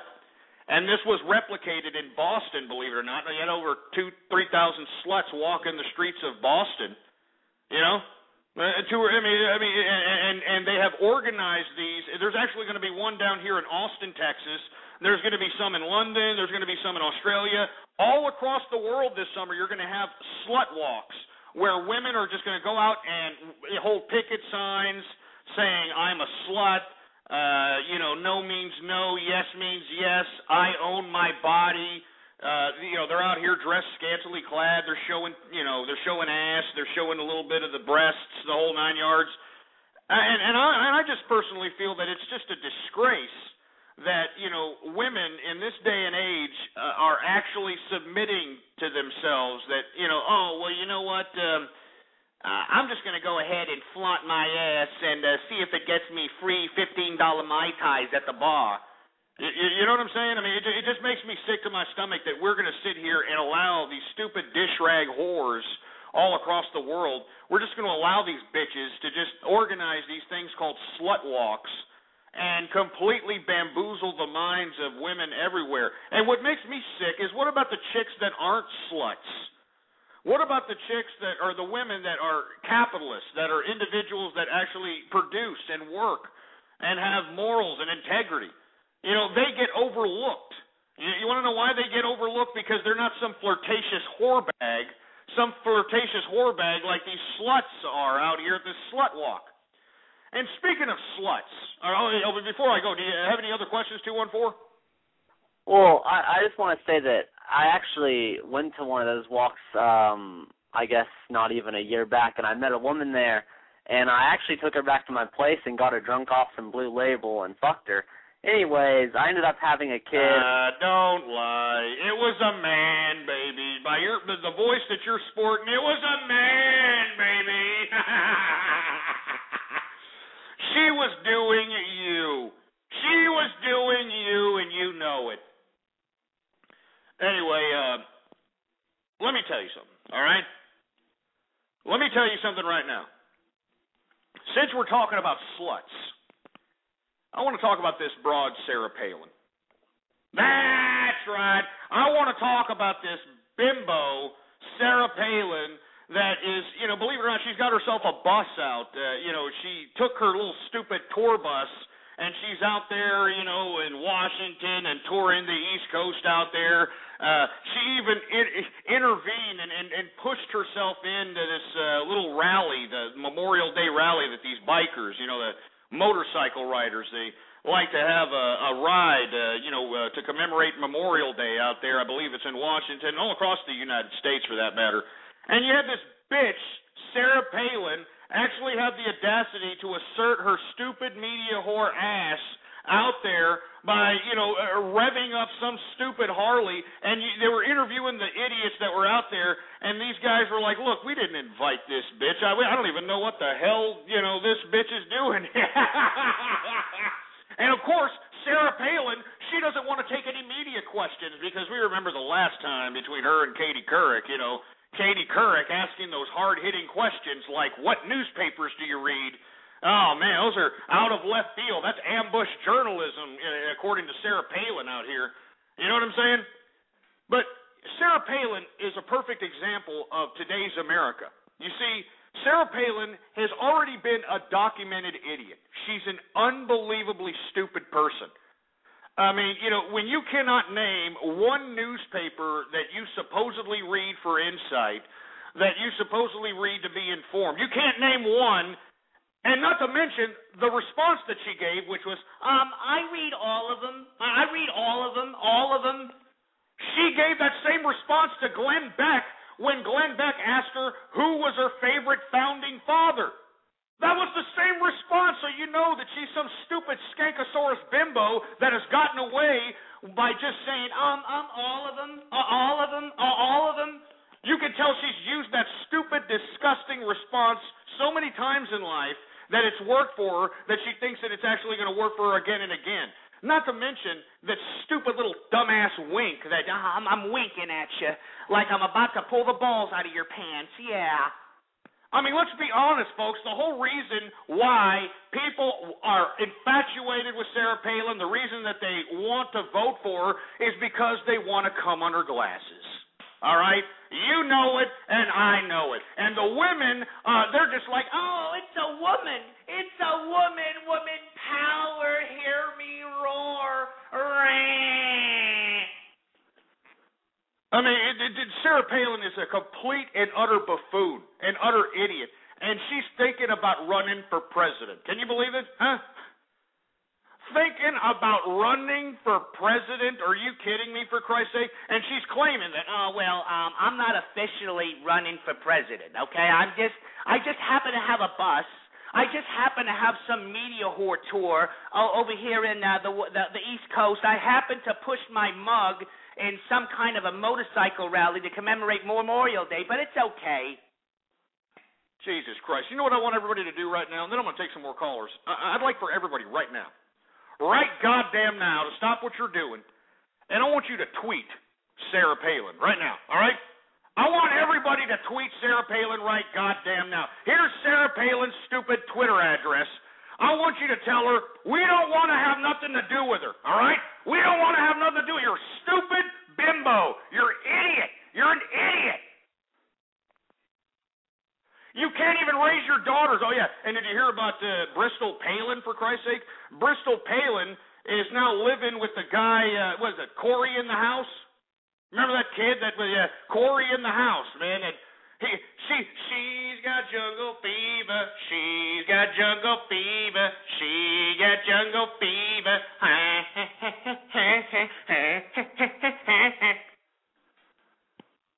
I mean, seriously, man. I mean, Jesus Christ. And then you got Twig, Wig, and all our other kids out there all screwed up. I mean, didn't Twig have like a horrific narcotic problem? You know? I mean, Jesus Christ, I'm serious, folks. Right here is Sarah Palin's Twitter address. Tell her, look, don't run for president. Just do your little book tours, all right? Shake your little asses in front of, old men, supposed conservative old men that want to hear you say, yeah, we're just a couple of mavericks, and I'm Sarah Palin, and I like to club a seal, and that makes me conservative. Seriously, I am not down with Sarah Palin. Tweet that broad until she is finally put in the realm of novelty where she belongs. All right? Where she belongs, for Christ's sake. Hey, you know what, Oksuma, you don't like it? Go piss off. Get that idiot out of here. Get Oksuma out of here. Get out of here, you stupid moron. Get him out. There's Sarah Palin's Twitter address. Get him out and get it out there and tell her we do not want her for president, all right? You're a moron. You're a dumb bimbo, and you ruined the conservative movement. You ruined the conservative movement with your stupid, simplistic self and your dumb, neurotic hick family from Alaska, Australia, wherever the hell you idiots are from. Russia, wherever. You can see Russia from your backyard, wherever the hell you're from. It's stupid. It's sick. So once again, I mean, before this bitch gets any more delusions of grandeur, can you please tweet this broad and tell her we don't want her for president. She's a stupid moron, all right? Go on some speaking tour, all right? Plug your little stupid book. I'm going rogue. I'm going rogue. That's what I'm doing. Shove it up your ass. Here, get check doubles out of here. Get that asshole. Get out! Kick his ass out of here. Get out! It's a disgrace. I'm sorry. I want to hear from you. What do you think about Sarah Palin? Huh? You think it's some great deal for American politics, for Christ's sake? Capitalist Gene, what's up? Hello, how are you? How's it going? It's going good. I'm just phoning to ask if your wife's going to be... Yeah, shut up. You can't even fulfill the goddamn prank call without stumbling over your own tongue with laughter, for Christ's sake. No lulls were had, all right? No freaking lulls. As a matter of fact, that's a fail. Get a fail on there, engineer. Major fail. Oh, too bad. Although you can skip to the middle part if you press up, down, left, right, BA, and start. Anyway, who else we got? We got Michael Moore. What's up? We don't want to hear your rap song, you idiot. All right? We don't want to hear your rap song, all right? This isn't some goddamn, Soul Train Awards where you can be like, yeah, baby, look, this is my new album. This is my new album. Coming soon, my album. 631, you're on the horn. I hate niggas. What? I hate them. Oh, yeah? Well, I'll tell you what I'll do, all right? So you're actually a racist then. Is that what you're admitting to us? Yeah. You're admitting it to us? Okay. Now what I'm going to do is I'm going to take your number, okay? Because I got your number here. I'm going to give it to the one of the most black don't hang on.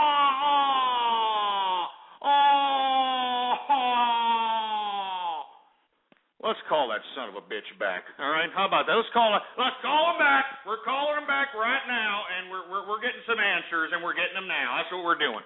All right, we're getting them right now. Call that son of a bitch. Get him on the line, engineer.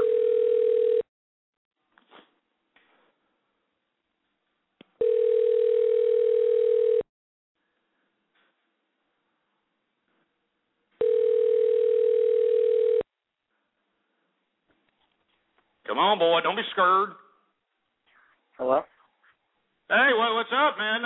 Somebody just called over here. Sorry, what? Yeah, somebody just called over here, man. Who's over there in the house? Are you sure you're calling the right person? Yeah, I'm calling the right person. You know who I'm talking about. You called up here saying racial slurs. And then when I say I'm going to put your goddamn number, shut your mouth until I'm finished talking. Shut your hole until I'm finished talking. I'm sitting over here telling you that I'm going to put your goddamn number into the goddamn Black Panther Party email, and all of a sudden you start hanging up. What happened? Oh, you hang up again, for Christ's sake. Call his ass back. Call him back. Call him back, engineer. We're not going to sit here and allow this stupid little twerp to sit here and think that, hey, I'm going to call up and say the N-word because I'm on the phone and there's no blacks around. And because there's no blacks around, they can't whoop my ass. They can't put their, Alabama black snake up my poop chute.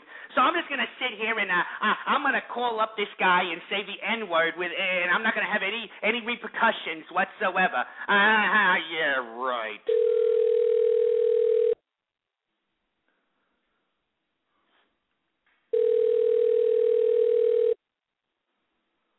Your call has been forwarded to an automated voice messaging system. 6, 3, 1. Isn't that sad? 5. At the tone, please record your message. When you've finished recording, you may hang up or press 1 for more options. To leave a callback number, press 5. Yeah, this is Ghost from True Capitalist Radio. We got a call from some fruity-sounding little bastard from this particular number claiming, didn't really claim anything, actually, just said the racial slur, the N-word, a whole bunch of times, admitted that they was a racist on episode number 98 of the True Capitalist Radio broadcast about 2 hours and about 53 minutes in, 1 hour and 53 minutes in, excuse me. So what we want to know is why are you scared? Why are you scared now? I mean, you sit here, you call up, you say the N-word, you think that you can just kind of, hey, look at me, I'm so cool, yeah. Anyway, we're calling you right back. Let's call him back. Call him back. Call him back. You know what I'm saying? No, you call him back. You're going to call up acting a racist. We want to hear an explanation. That's what I want to hear. I want to hear an explanation right now. Your call has been forwarded to an automated voice messaging system. 6. He turned it off.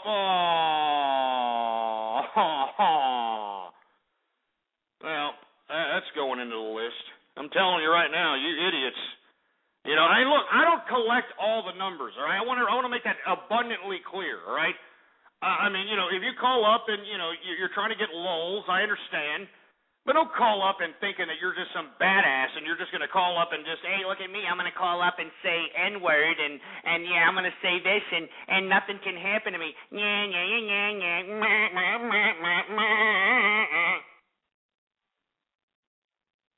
Anyway, 646-652-4869 is the number to call. All of a sudden, once I started calling back that stupid sorry sack of crap, all of a sudden people started dropping off the line. Woo! Started dropping off the line there, boy. Get a little scared there, huh? Get a little bit scared? Don't be scared, all right? Don't be scared.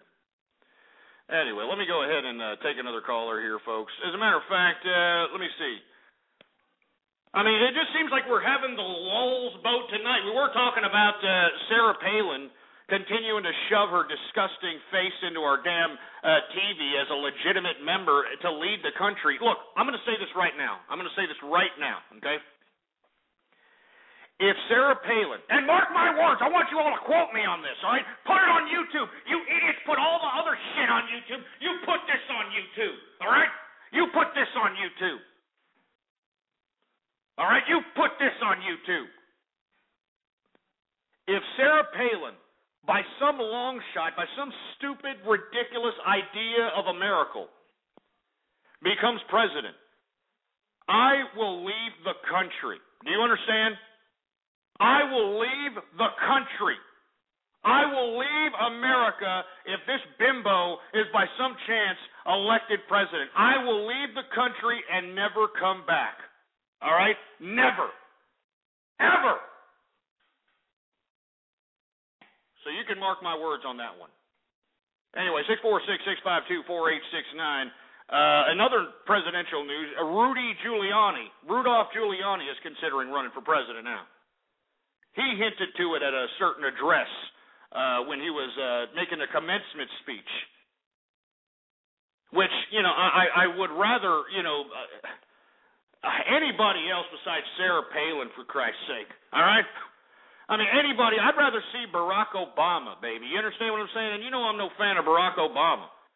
But I would rather see Barack Obama and have, you know, Junkyard America for another 4 years than to sit here and allow Sarah Eskimo Bimbo Palin to come in and just put our already stupid society down even more in a pathetic sense. Oh, Jesus Christ. I want to hear from you. 646-652-4869. Who I'm really wanting to run for president, all right? Who I really want to run for president is Rick Perry, the governor of Texas, baby. The governor of Texas. Let me tell you something. You put a Texan in the White House, America's going to be something again. You understand? You put a kick-ass Texan in the White House, we're going to start kicking ass and taking names. I'll tell you that right goddamn now. 646-652-4869. Let's take some more callers here. We got area code 310. What's up? Hey, Ghost Babe. I just want to think how great last night was. Is that supposed to be lulz-worthy? Is that supposed to be lulz-worthy, really? Ghost, what are you talking about? I just wanted to say how great the sex was last night. Jesus Christ, this is horrible. I mean, it's not funny, man. You understand? It's not funny. And Davy Crockett wasn't a Texan. He was from Tennessee. But he came to Texas and fought for Texas. And if you don't believe me, he was actually, I think, a congressman out of Tennessee. Believe it or not. Who else we got going on over here? 408, you're on the horn. Yeah, Ghost. Hey, it's Todd Palin. How you doing? Oh, Jesus Christ. Todd Palin again. What do you want? Yeah, we started the tour. I'm out here with Sarah's here. She's warming up the bike right now. Honey, not right now. No, I'm on the air with Ghost. Please don't start the bike now, please. Honey, I told you. She's God damn it. You fucking whore! Turn off the bike. I'm on the air with Ghost. Jesus. You beat the fuck. God damn it. You know women, Ghost. Hang on a second. Get off that bike right now. Jesus, God damn! Hi, Ghost, are you there? Todd. Your public image of yourself is a lot different than what you're displaying here for us on the True Capitalist Radio Show. Well, look. Sorry, I didn't realize we were live. Look, all right, I'm ready. Let me take it out speaker. Goes. God damn it.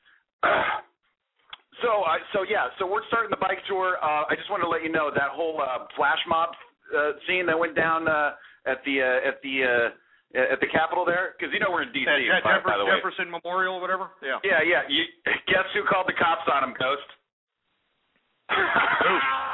That's right, no baby. way. 2012, baby. Watch out. We're coming for you, Ghost. The tour Wait a is minute. coming. I thought y'all were about freedom. I thought y'all were about freedom. I thought you were about Remember freedom. the Alamo, Ghost. Remember the Alamo. We're coming for you in San Antonio, baby. The bike tour is coming your way, baby. Bring it on.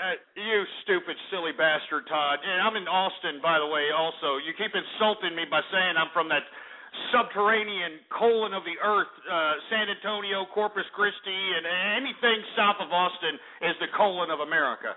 All right? But let me tell you something, Todd. We're not going to let you sit here and besmirch us any longer. We're not going to sit here and allow you to. What else do you have to say, by the way? What else do you have to say? I'm trying to own Ghost on the radio right now, honey. Could you turn the bike off? I'm trying to own Ghost on the radio. And you're turning. Oh, how can you own me, for Christ's sake? You are an idiot who gets hand jobs from Eskimos, sir. You're in Alaska getting hand jobs from Eskimos, according to reports. And you're going to sit over here and own me, Mr. Todd Palin? I mean, are you serious? Are you trying to get lulls here? I can't hear a thing over the goddamn bike, Ghost. What are you saying? Oh, Jesus Christ! So I guess Sarah Palin's on the mic or on the bike or whatever. Who cares? Get him off, engineer. Get that idiot off. Anyway, folks, let me tell you something right now. We are in the third and final hour of True Capitalist Radio, and of course, I am your host, the man they call Ghost. And once again, folks, I want to thank everybody for tuning in with me. This is a special edition, a random edition of True Capitalist Radio. We were supposed to be, off today. I kind of planned to take the day off, but I came into the office anyway to do a broadcast, and that's what we do. Anyway, 646-652-4869 is the number to call. And before we get into anything else, please retweet the broadcast, spread it around like wildfire, and let everybody know all over the internet that we're infected in the house here, all right? And tell them to give me a call. Anyway, follow me on Twitter also, folks. Follow me on Twitter. Ghost Politics is the name to follow. All right, there it is right there, Ghost Politics. Follow me on Twitter, man. All right? Be up to date, baby. Be up to date with what's going on about capitalists, what affects capitalists. All right? Anyway, let me go ahead and take some more calls here. We were talking a little bit about Sarah Eskimo Bimbo Palin. We had Todd Palin call up like a milky liquor. Let's talk a little bit about Libya for a second.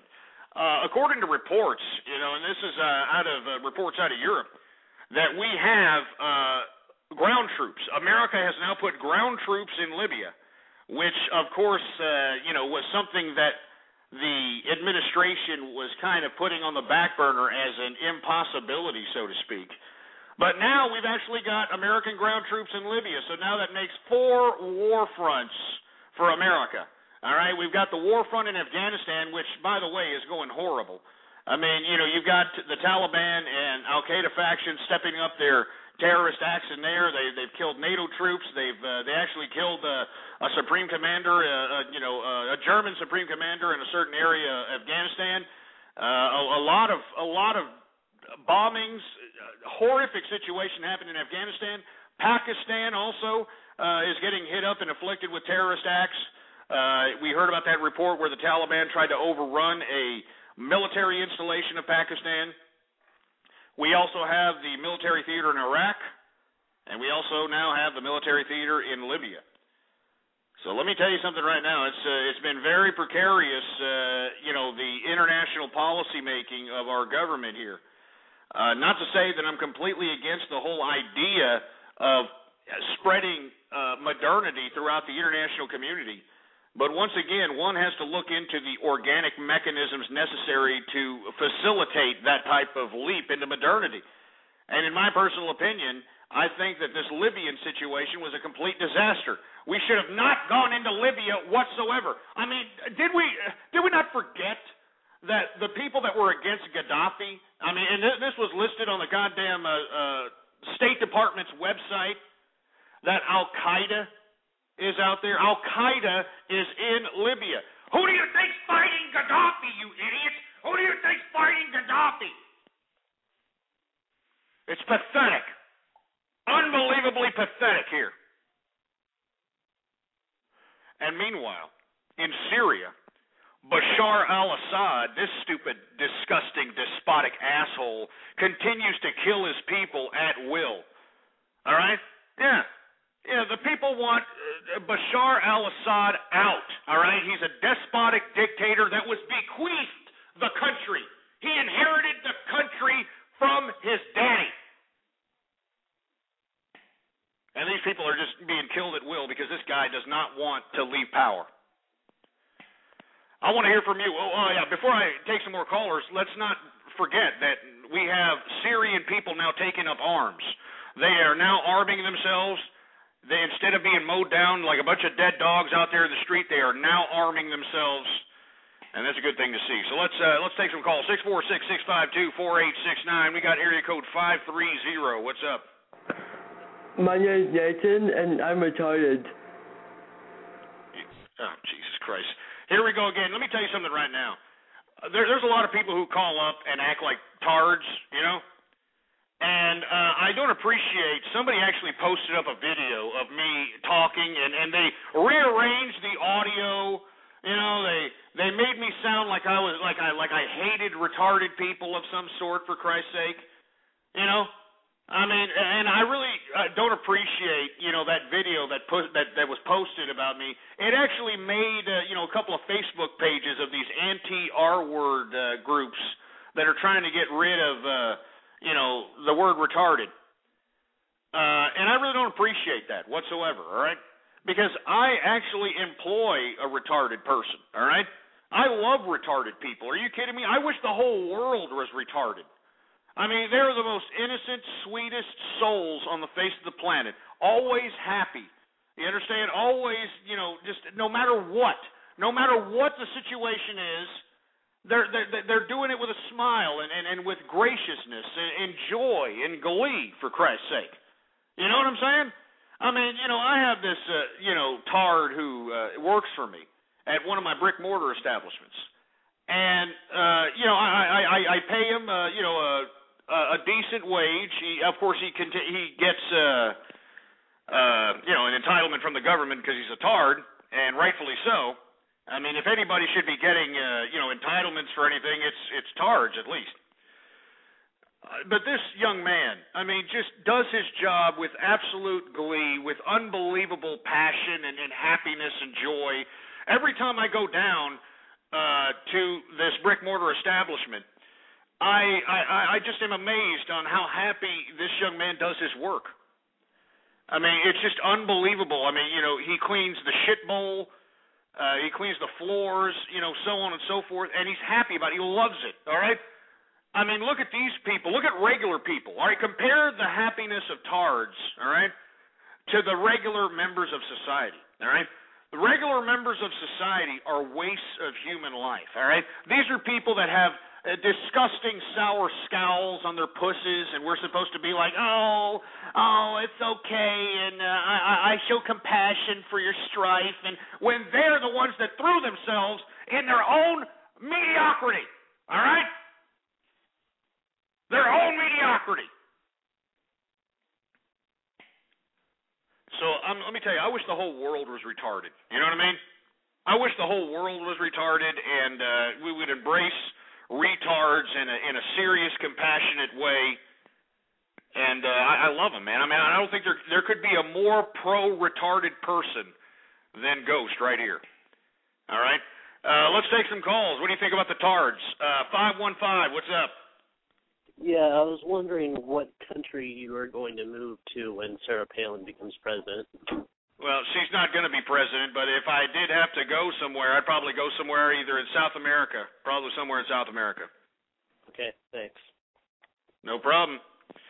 Hey, who else? 508, what's up? Ghost? Yeah.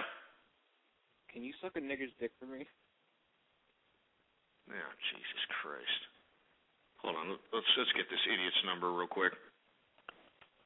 Don't hang up, boy. Don't. You hung up, you sack of crap. No, I didn't. Oh, no, you didn't. You're right. Let me call. Hold on. Now I'm going to hang you up, and now I'm going to call you back. All right? How about that? Hold on just 1 second, this milky licking piece of crap.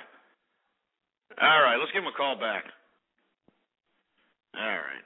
We got area code 508.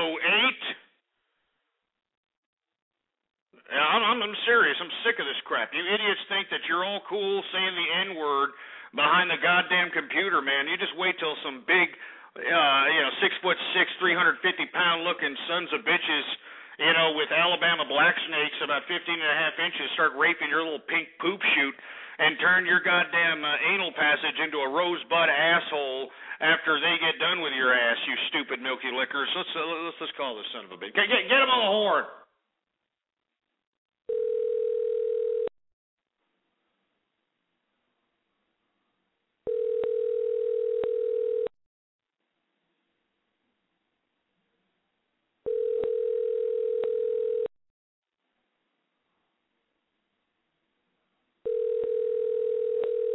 Nobody's answering. Scared again.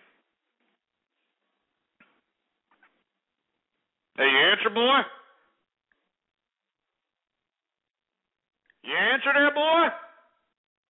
Scared little bitch. Call him back. Call him back. We're calling him back, man. I'm not joking around, man. This guy's a piece of garbage. You got the balls. Why don't you call up and keep saying, man? Why don't you give me the phone to your mom and see if she'll say the same crap, huh? Come on, I want to hear from you, boy. Stupid milky licking piece of crap. All right, let's do this. Come on. You have reached the Sprint voicemail box of 508. Don't want to give anybody's number out. You see, why are you gonna turn off your phone for, man? Why are you gonna turn off your phone, huh? You're scared all of a sudden. You call up and all of a sudden you're scared. Jesus Christ. Anyway, let's take some more calls. That's another number on the list. Who else we got? 347. What's up?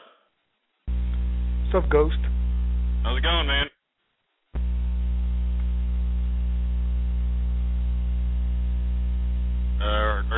What are you doing?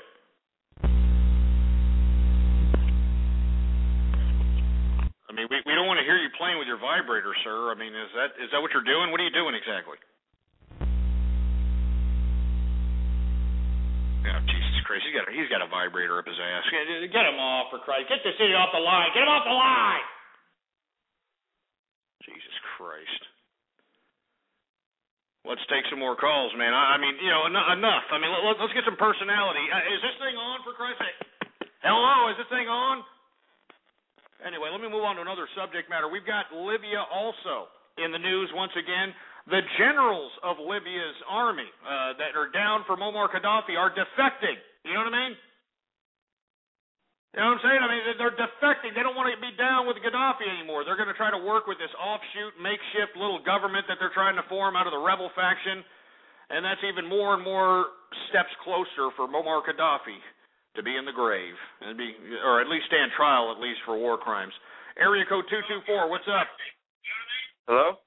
Yeah. I just want to give a shout out to my friend Carlos. And, as a black male, I find it very offensive. Niggers! Fucking niggers! That's all I have to say. Really? Hold on a second.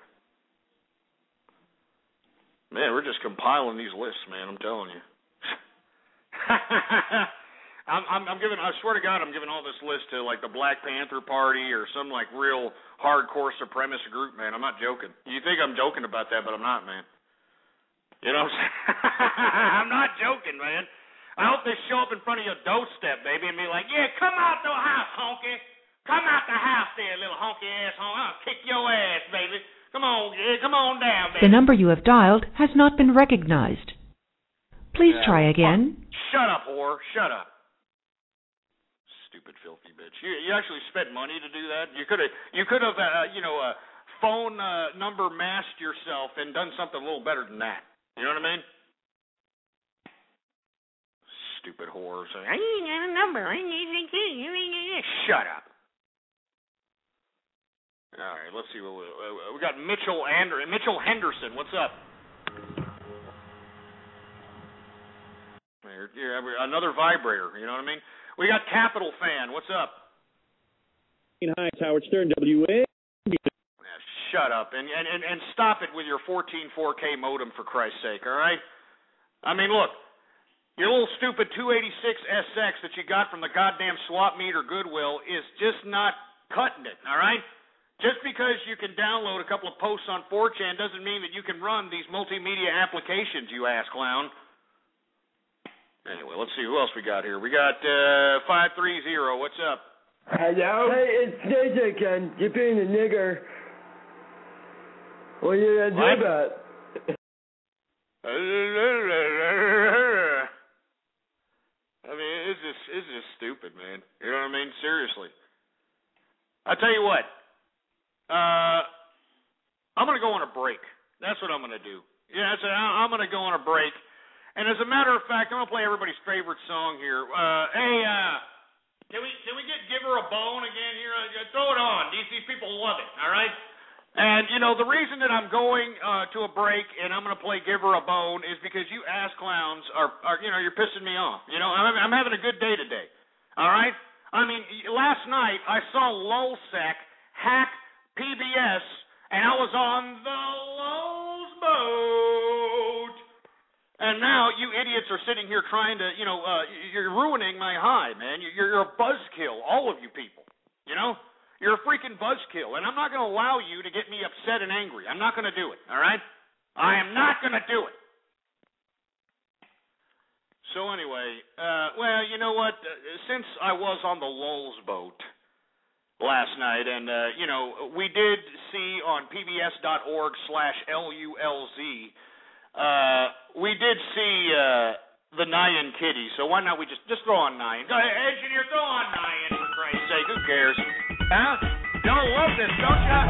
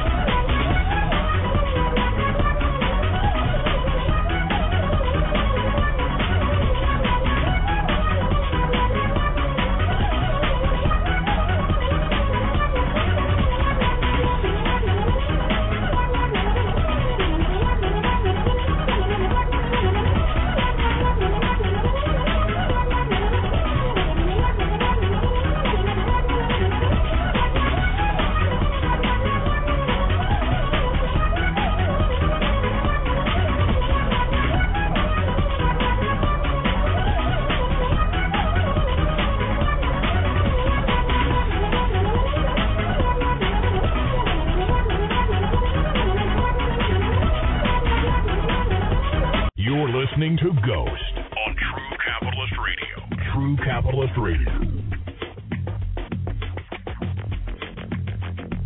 The Lulz vote. There was so many lulls that have been had. The Lulz vote. Anyway, what's going on, folks? We got about 40 minutes left in the broadcast, a special edition of True Capitalist Radio. Of course, I am your host, the man they call Ghost. I hope you all appreciated Nyan Kitty. As a matter of fact, I saw the Nyan Kitty on a commercial here recently, believe it or not. It was one for, I think, one of these, was it Motorola Galaxy or one of these Android-based phones, believe it or not. You know what I'm saying? So, Nyan Kitty, strikes again. Lulz were had. Anyway, give me a follow on the Twitter site, and send me a couple of tweets, man. Ghost Politics is the name to follow, and send me some tweets. Let me know what's going on. All right, Ghost Politics in the house. Anyway, let me go ahead and let's take some more callers here. 646-652-4869, talking about a bunch of subject matters. Talked a little bit about Syria, Libya. I want to talk a little bit about this E. coli outbreak happening in Europe at this point in time. 10 people are dead.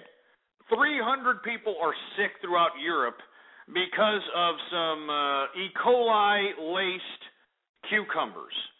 Now, is it just me, or is it a coincidence that it's a cucumber? You know what I'm saying? I mean, now we had a similar incident that happened to us here in America with lettuce. Do you remember when E. coli, had been tainted with lettuce tainted with E. coli out here?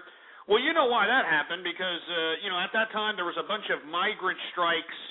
A bunch of Cesar Chavez nonsense that happened, and, because, it didn't transpire any type of mainstream outcry, the Mexicans that, picked the lettuce out of the, lettuce patches out there, or whatever the hell it is, started putting the lettuce patches on their crotches and on their ass. You know what I'm saying? I mean, he's putting they're putting the lettuce, on their crotches, on their ass. So I'm thinking that, you got and of course these cucumbers came out of Spain, allegedly. That's what the Germans are alleging, that the E. coli-laced cucumbers have come out of Spain. That didn't really sound very well, but they were exported out of Spain. And the Spaniards are taking a little bit of a, step back and saying, wait a minute, you motherfucker, it's not us. And it's a lot of, he said, she said, that country said, this country said. Russia, at this point in time, has said, we're not going to accept any more European, vegetables for Christ. We are not going to do it, comrade. No more. I mean, I can't believe that, it's a cucumber. Now, I'm just guesstimating. Don't you think that the people that were picking these cucumbers probably were anal probing or something? I mean, how did the E. coli get there? You know what I'm saying? How did the E. coli get on the cucumbers, for Christ's sake? Unless they were shoving them up their ass.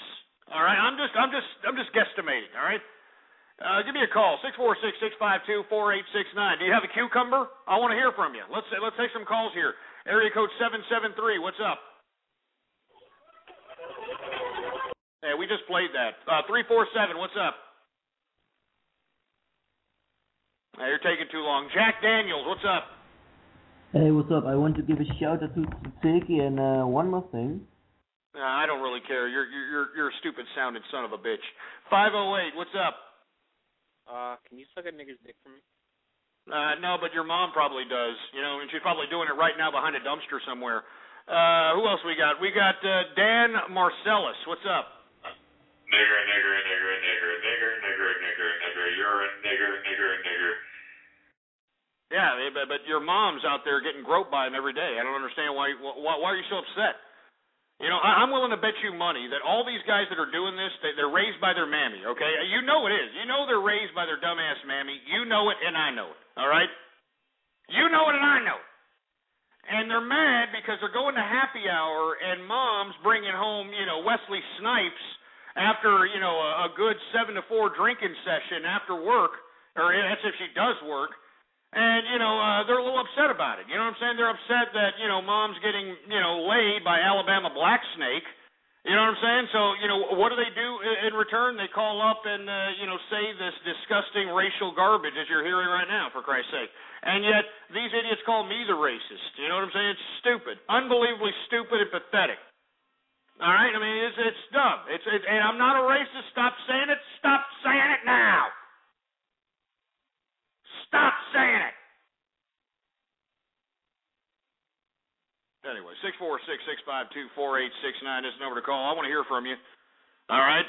We got, like I said, E. coli outbreak in cucumbers in Europe. You know what I'm saying? And I think that it's a possibility that, maybe, just maybe, some of the farmers in the cucumber industry out there in Europe were possibly having some anal probing sessions with the cucumbers. And I want to hear from you. What do you think about it? I mean, where do you think this E. coli comes from, huh? They were shoving them up their ass. You know it and I know it. All right? 111, what's up? Hey, Ghost. Yeah. I think you're a racist because you allow these people to say the N-word on your show. Yeah. That's your little stupid dumbass trick. You know what I'm saying? It's your little stupid dumbass trick, and it ain't going to work. And not only that, you sound like a fruit bowl. So why don't you go service a glory hole and take your little stupid opinions for somebody who gives two rats' asses. All right? Who else we got? We got Jap Cracked Pipe. What's up? Ik ben boer Jaap. Ik kom uit Holland. En ik verbouw komkommers. What is this, African? I mean, I'm expecting a couple of clicks to come out. No. You know what I mean? I mean, what kind of language are you speaking here? Of course, stay quiet. Yeah. You weren't expecting me to put you in your place, right, boy? Get out of here. Get him off.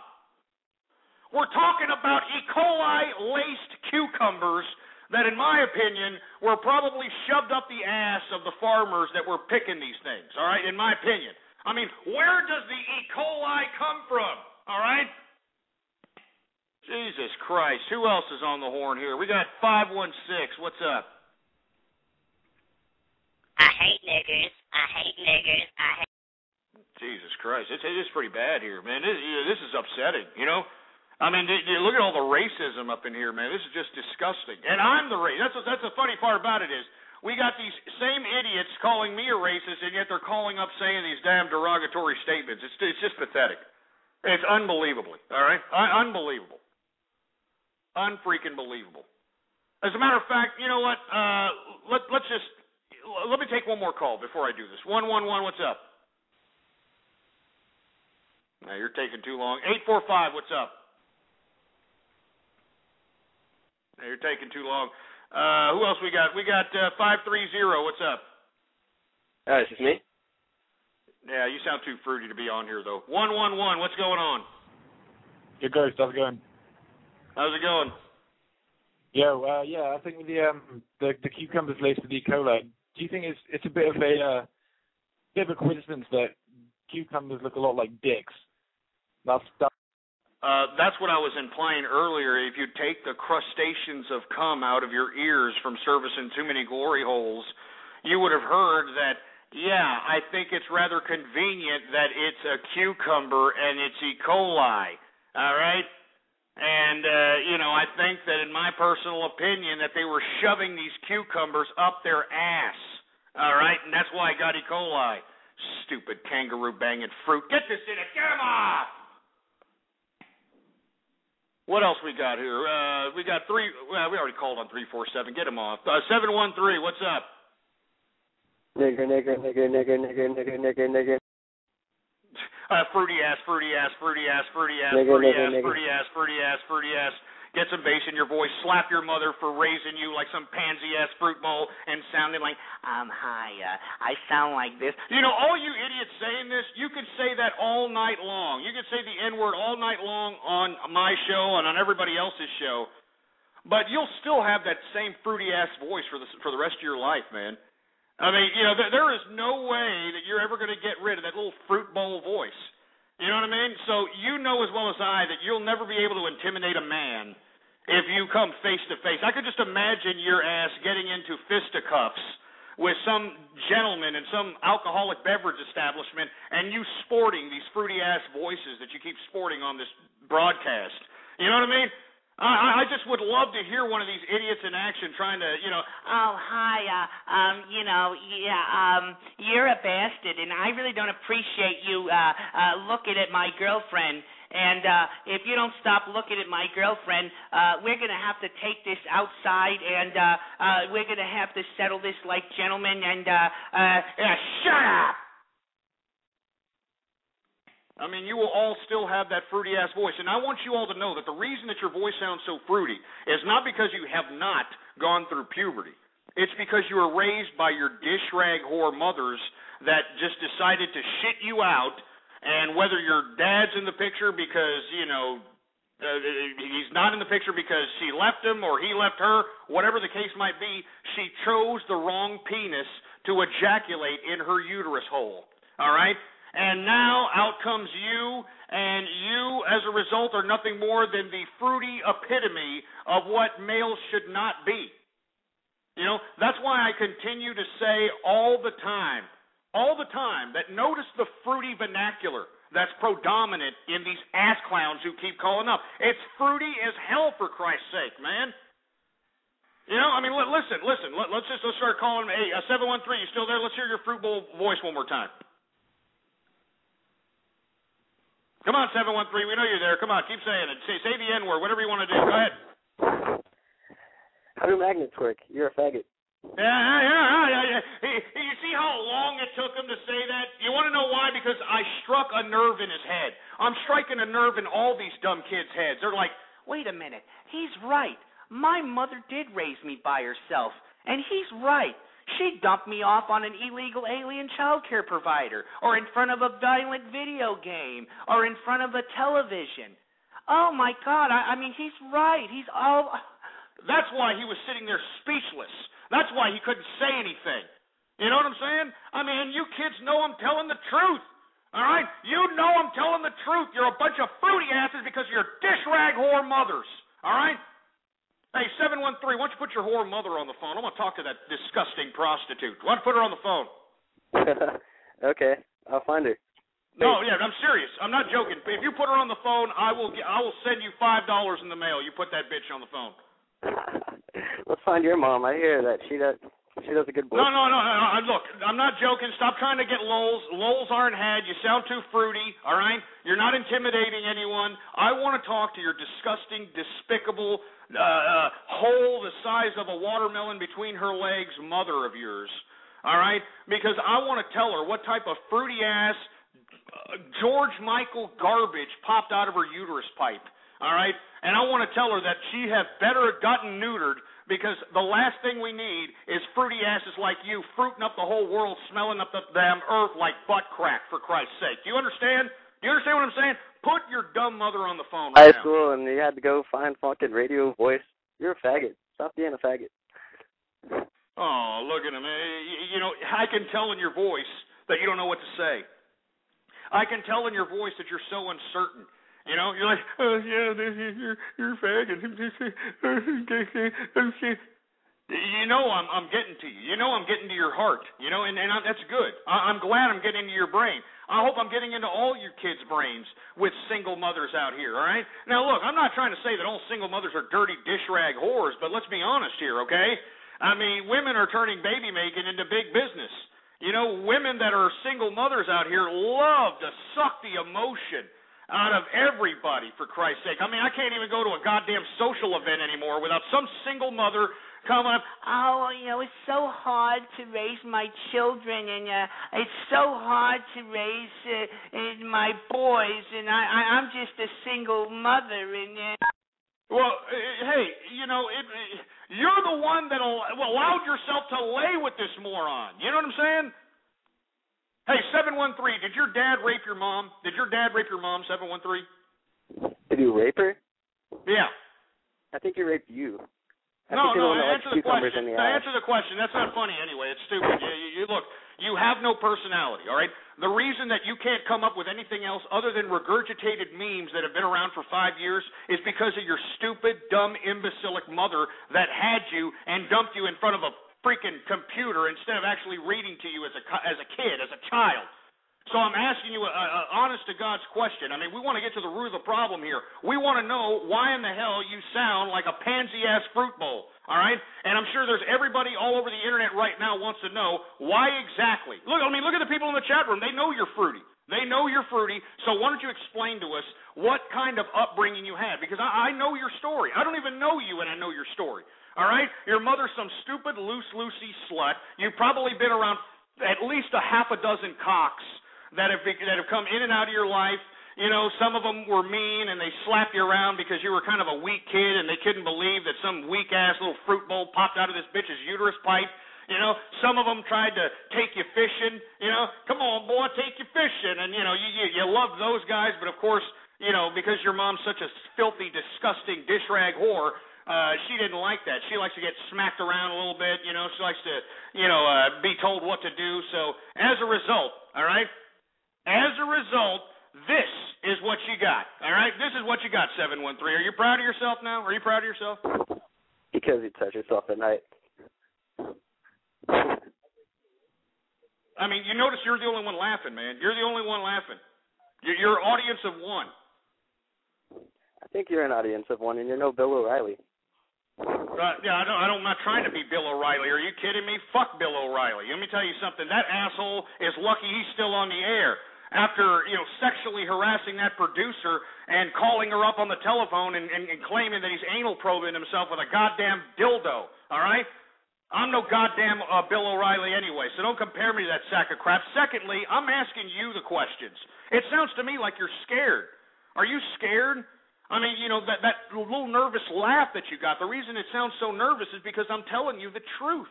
I'm telling your life story. That's why you can't come up with an honest response. All you're doing is regurgitated crap that you read off of a forum post because you're unoriginal.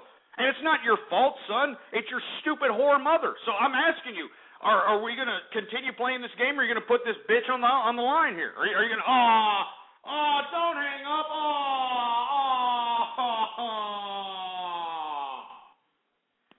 Give me a break. Let me tell you something, 713. You just got owned. You got your ass owned. And as a matter of fact, you know what you should be doing right now, 713? You should be tucking your tail between your legs, seeing how you look as a woman, because I just made you my bitch. You know? I just made you my bitch.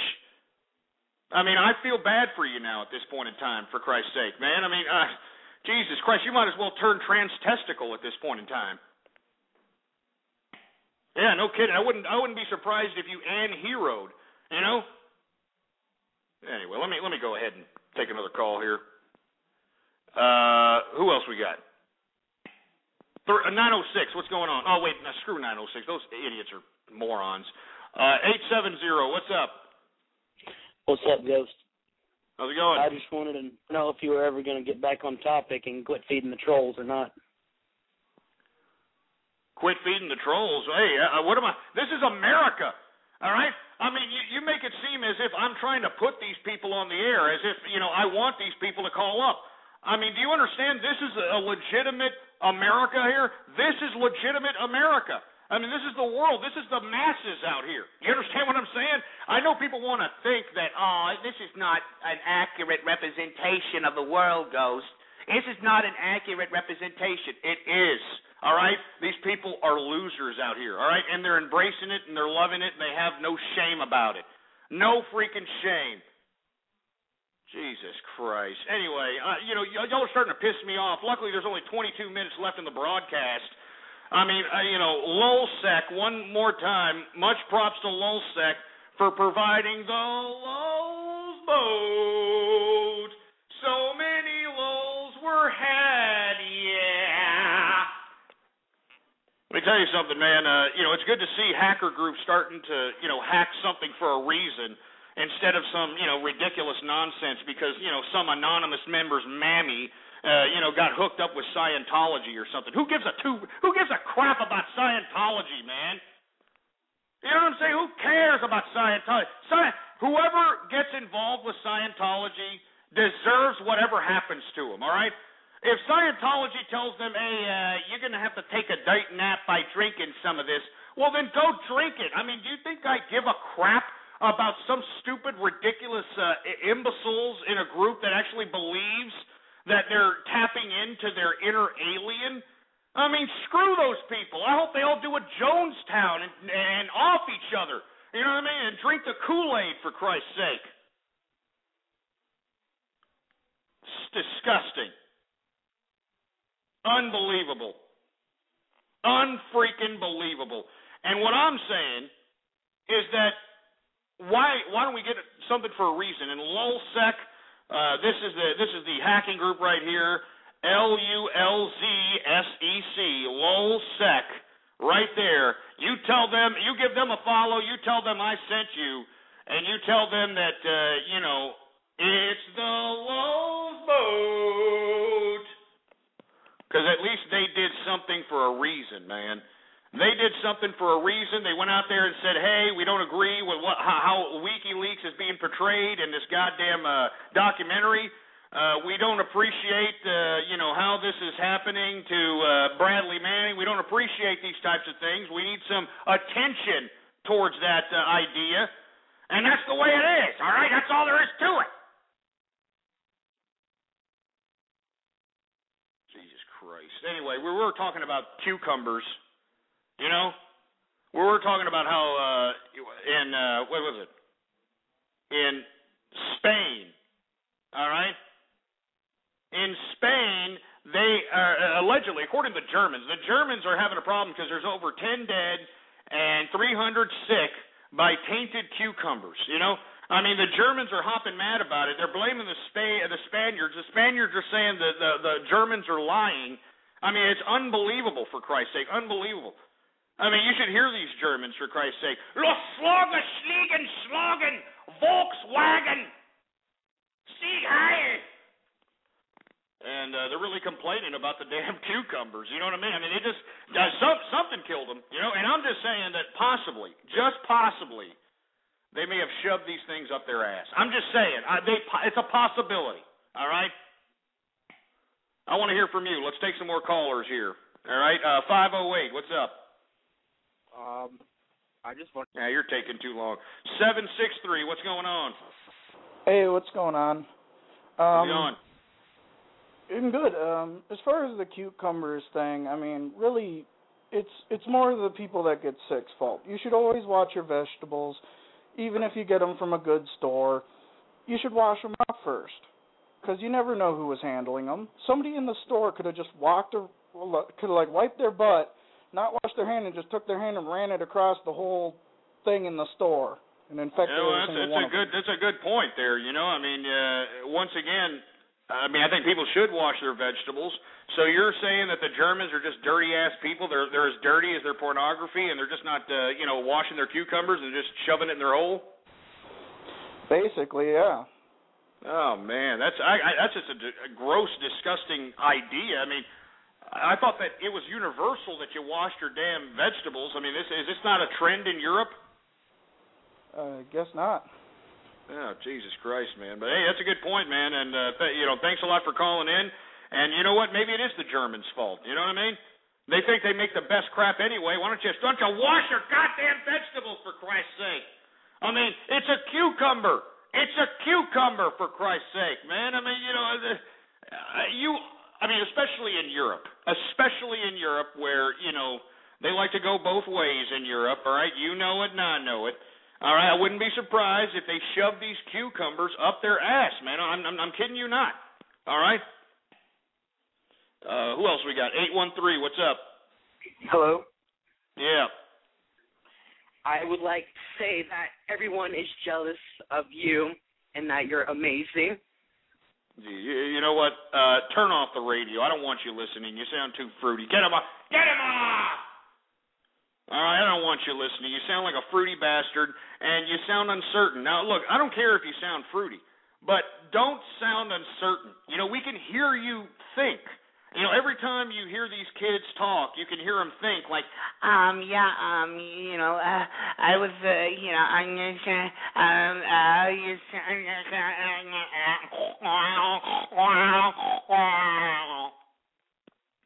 Jesus Christ. I've been neglecting my drink because of you bastards, for Christ's sake. You idiots are eating into my drinking time. Where's my drink? Give me a drink, for Christ's sake, man. These idiots are eating into my drinking time up in here, for Christ's sake.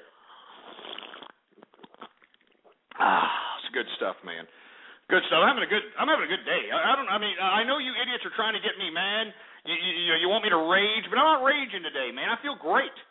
You know what I'm saying? I feel great, for Christ's sake, man. I mean, oh, look, we got people saying, this show is so awful. This show is so awful. How is this on the air? Hey, well, first of all, this show isn't awful, all right? It's informative, it's educational, it's newsworthy, it's the radio of record, you know?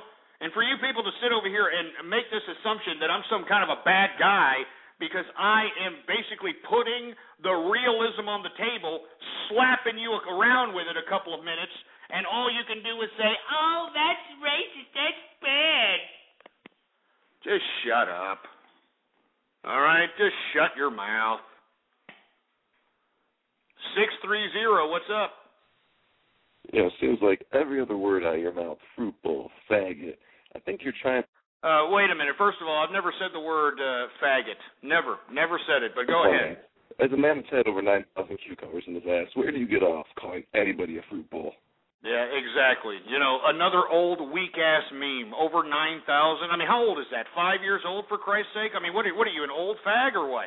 Oh, I'm an old fag. Really? Well, maybe you should, go back in the closet because you sound fruity. Get him on. Get out of here. Jesus Christ. Can we come up with some new memes, please, Please? New memes, please? Please? These are old, all right? I mean, Jesus Christ. I mean, Jesus was using these freaking memes. You know what I'm saying? I mean, this dude was cracking these memes at the Last Supper, for Christ's sake. 305, you're on the horn.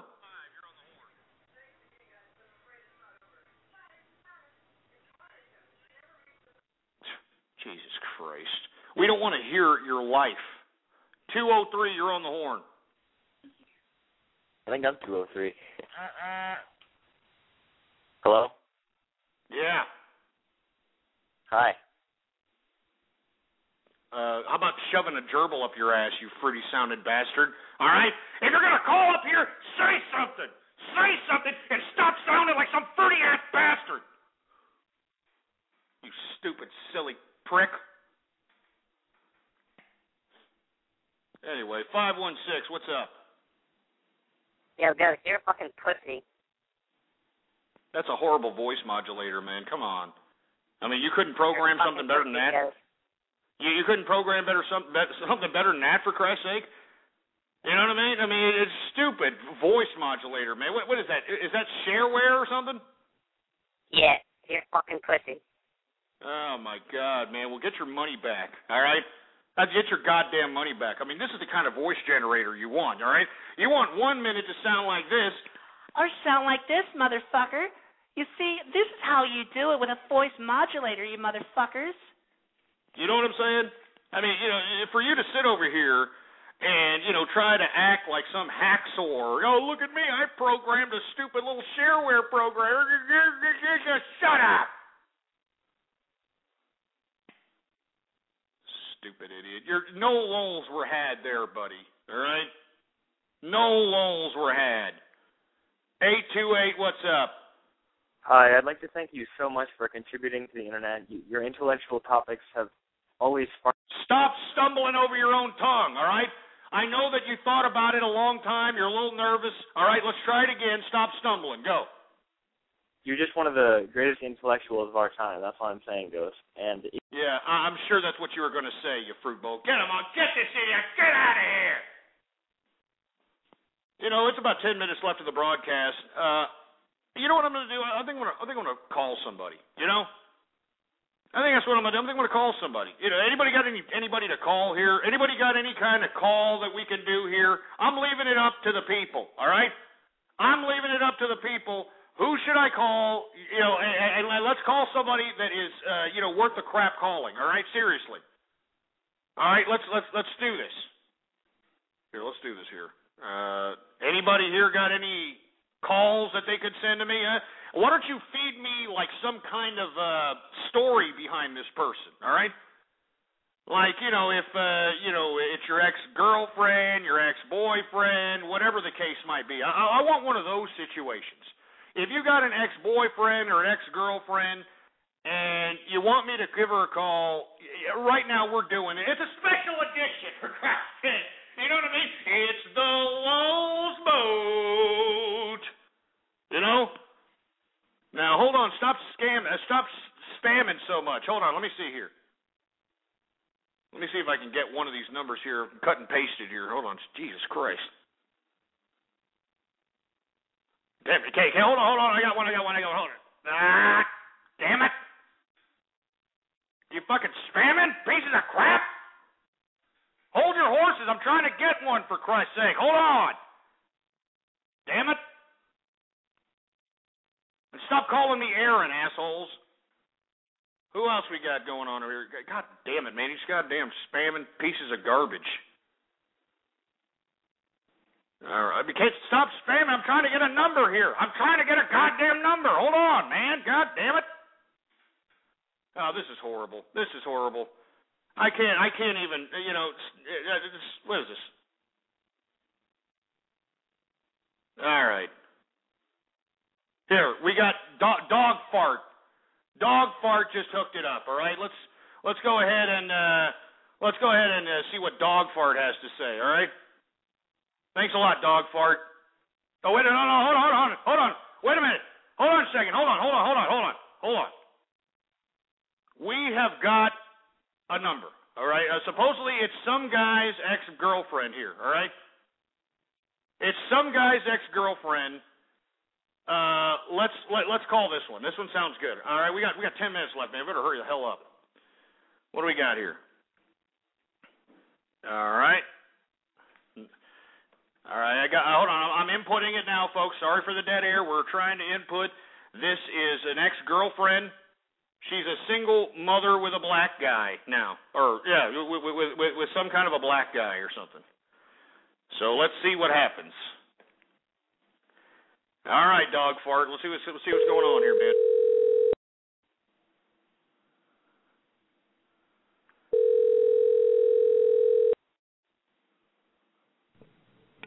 Thank you for calling Blockbuster. Amanda speaking.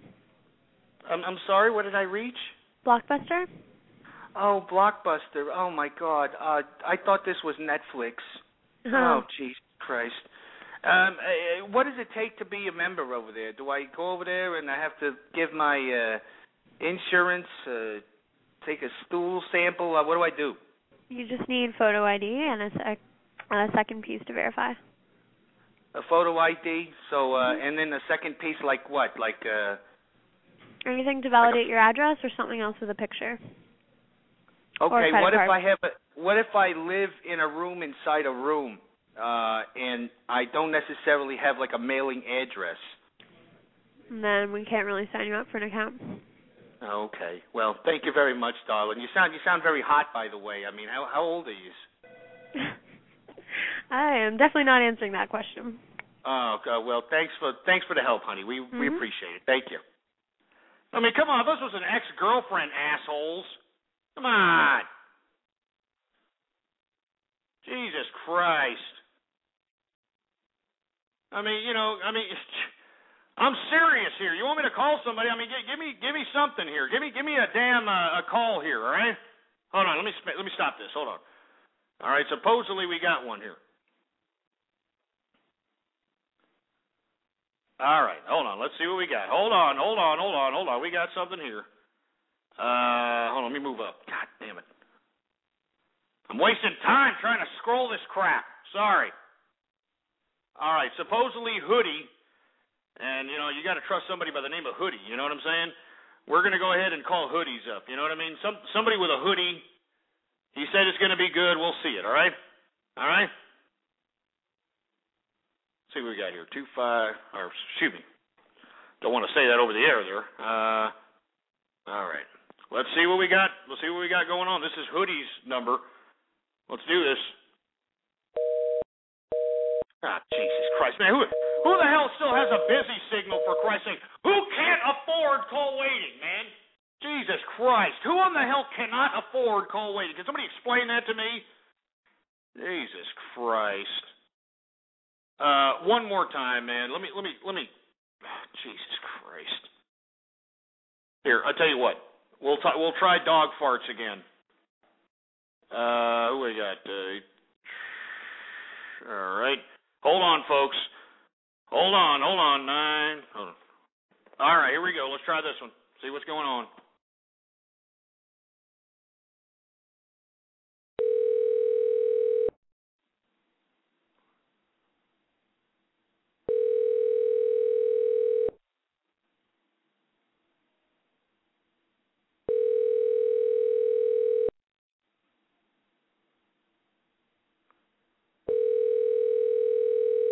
The hell was this crap? Come on.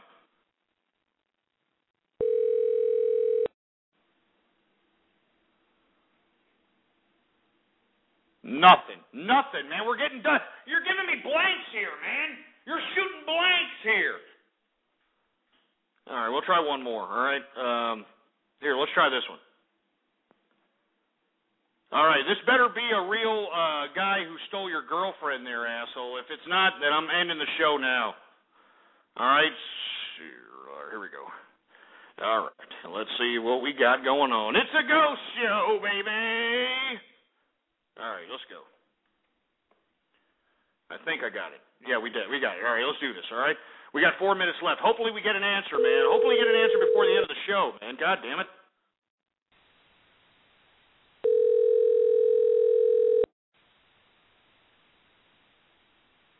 Thanks for calling GameStop, where you can pre-order Duke Nukem. Michelle speaking. Yes, ma'am. I was in there yesterday. Were you working there yesterday? Yeah. Were you there in the morning, like around 11 to 1 in the afternoon? No. Oh, okay. Well, I mean, I was rudely. I mean, did you have like a discriminatory policy, like you don't service white folk or anything like that? No, sir. Okay. Well, I just had some ethnic minority there. All right.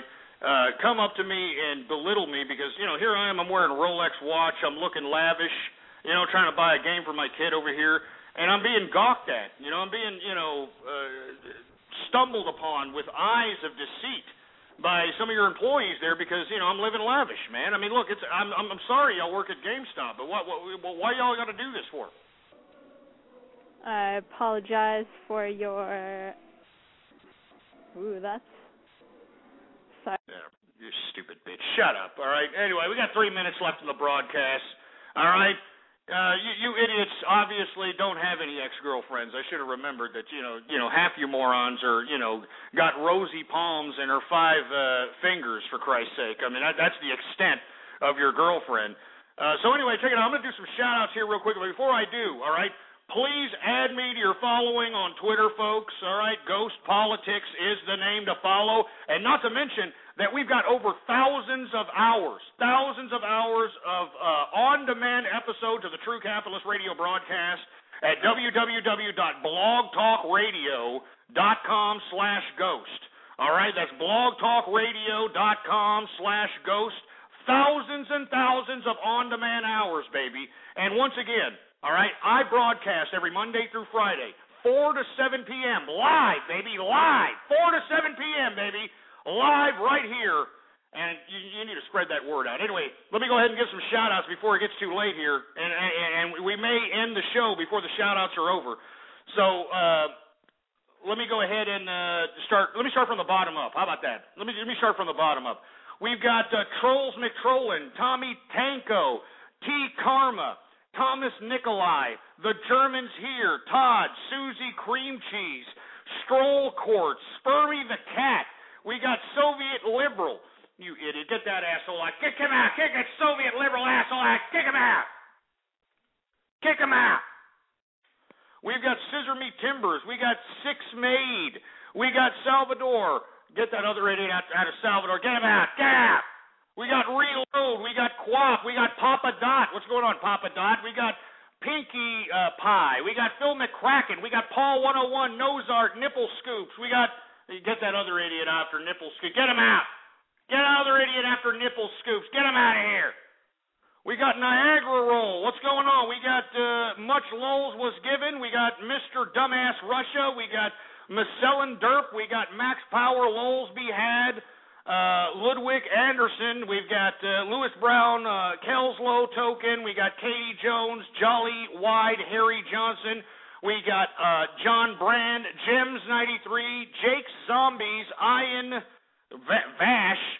We got I'm Ape to Fall.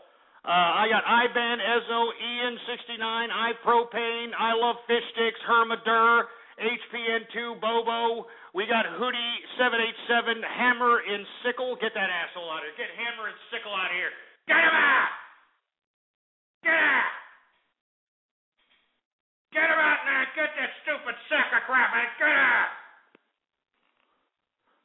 All right, we got a whole bunch of guests, baby. All right, we got a whole bunch of guests. I want to thank them for calling up or at least listening. We got Gotta Move That Gear Up. We got Good Luck Johnson. We got Gog Magog. We got, a couple of other idiots. George Orwell, Future DMB. What's up? We got somebody named Fruit Bowl. We got, get that Soviet idiot out here. Get him out. Get out. We got Fleece Johnson. We got I Love Rush. We got Drowning Fish. We got Easton. We got Dr. Harry Shipman, Dog Fort. We got I'm not going to say that. We got Depermania. We got Deflector of Pearls.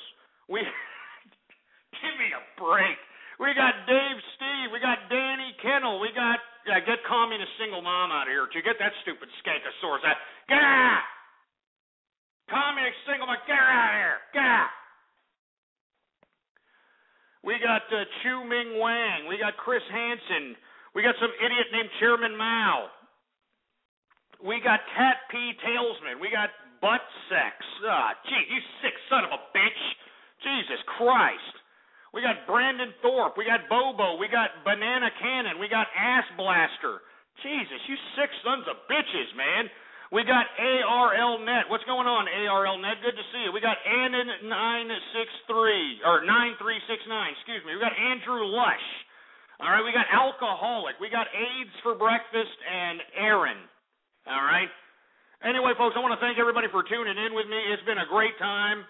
It was the Lulz boat. So many lulls were had. Yes, they were.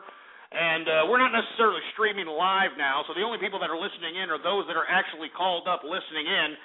Everybody in the chat room is leaving, but once again, spread the word about the True Capitalist Radio broadcast, all right? Spread the goddamn word, baby, all right? Let everybody know that we're in effect in the house. Anyway, I want to thank everybody for tuning in. It's been great, a fun time. Much props to Lulsec. Much props to all the other individuals that are out there trying to spread the word, give highlights to certain important issues to everybody out there. I thought that Lulsec pulled off a great hack without damaging anything. All right, basically just telling the administrators that you needed to update your goddamn kernel. But anyway, thank you very much for tuning in with me. I'm going to be here tomorrow like I am every Monday through Friday, 4 to 7 p.m., Central Standard Time, baby, and put that on your calendar, all right? If you can't listen to me live, well, by God, put me on your cell phone, all right? Get your ass a little bit of, what do we call it, one of those little Bluetooth headsets, all right? And stream the damn show to your phone and listen. You understand? All right? Or download the podcast, blogtalkradio.com/ghost, baby. Anyway, I'm out of here. Thank you. Thank everybody for tuning in. And long live capitalism, baby. I'm out of here. Good night, everybody. Yeah. You've been listening to True Capitalist Radio. The thoughts, views, ideas, comments, and opinions of the host of this show are absolutely his. Catch more live episodes Monday through Friday from 3:30 to 6:30 Central. Or check out archive shows at blogtalkradio.com. True Capitalist Radio. That's it. A Napa guy knows not to judge a man by his car's multicolored paint job or absence of modern gadgetry. Who cares if it's technically old enough to vote and the windows are powered by the strength of your left arm? Your monthly payment is zero, and it'll stay that way. Because with over 400,000 parts and a little Napa know-how, you can keep anything on the road. She may not be pretty, but she's all yours. That's Napa know-how.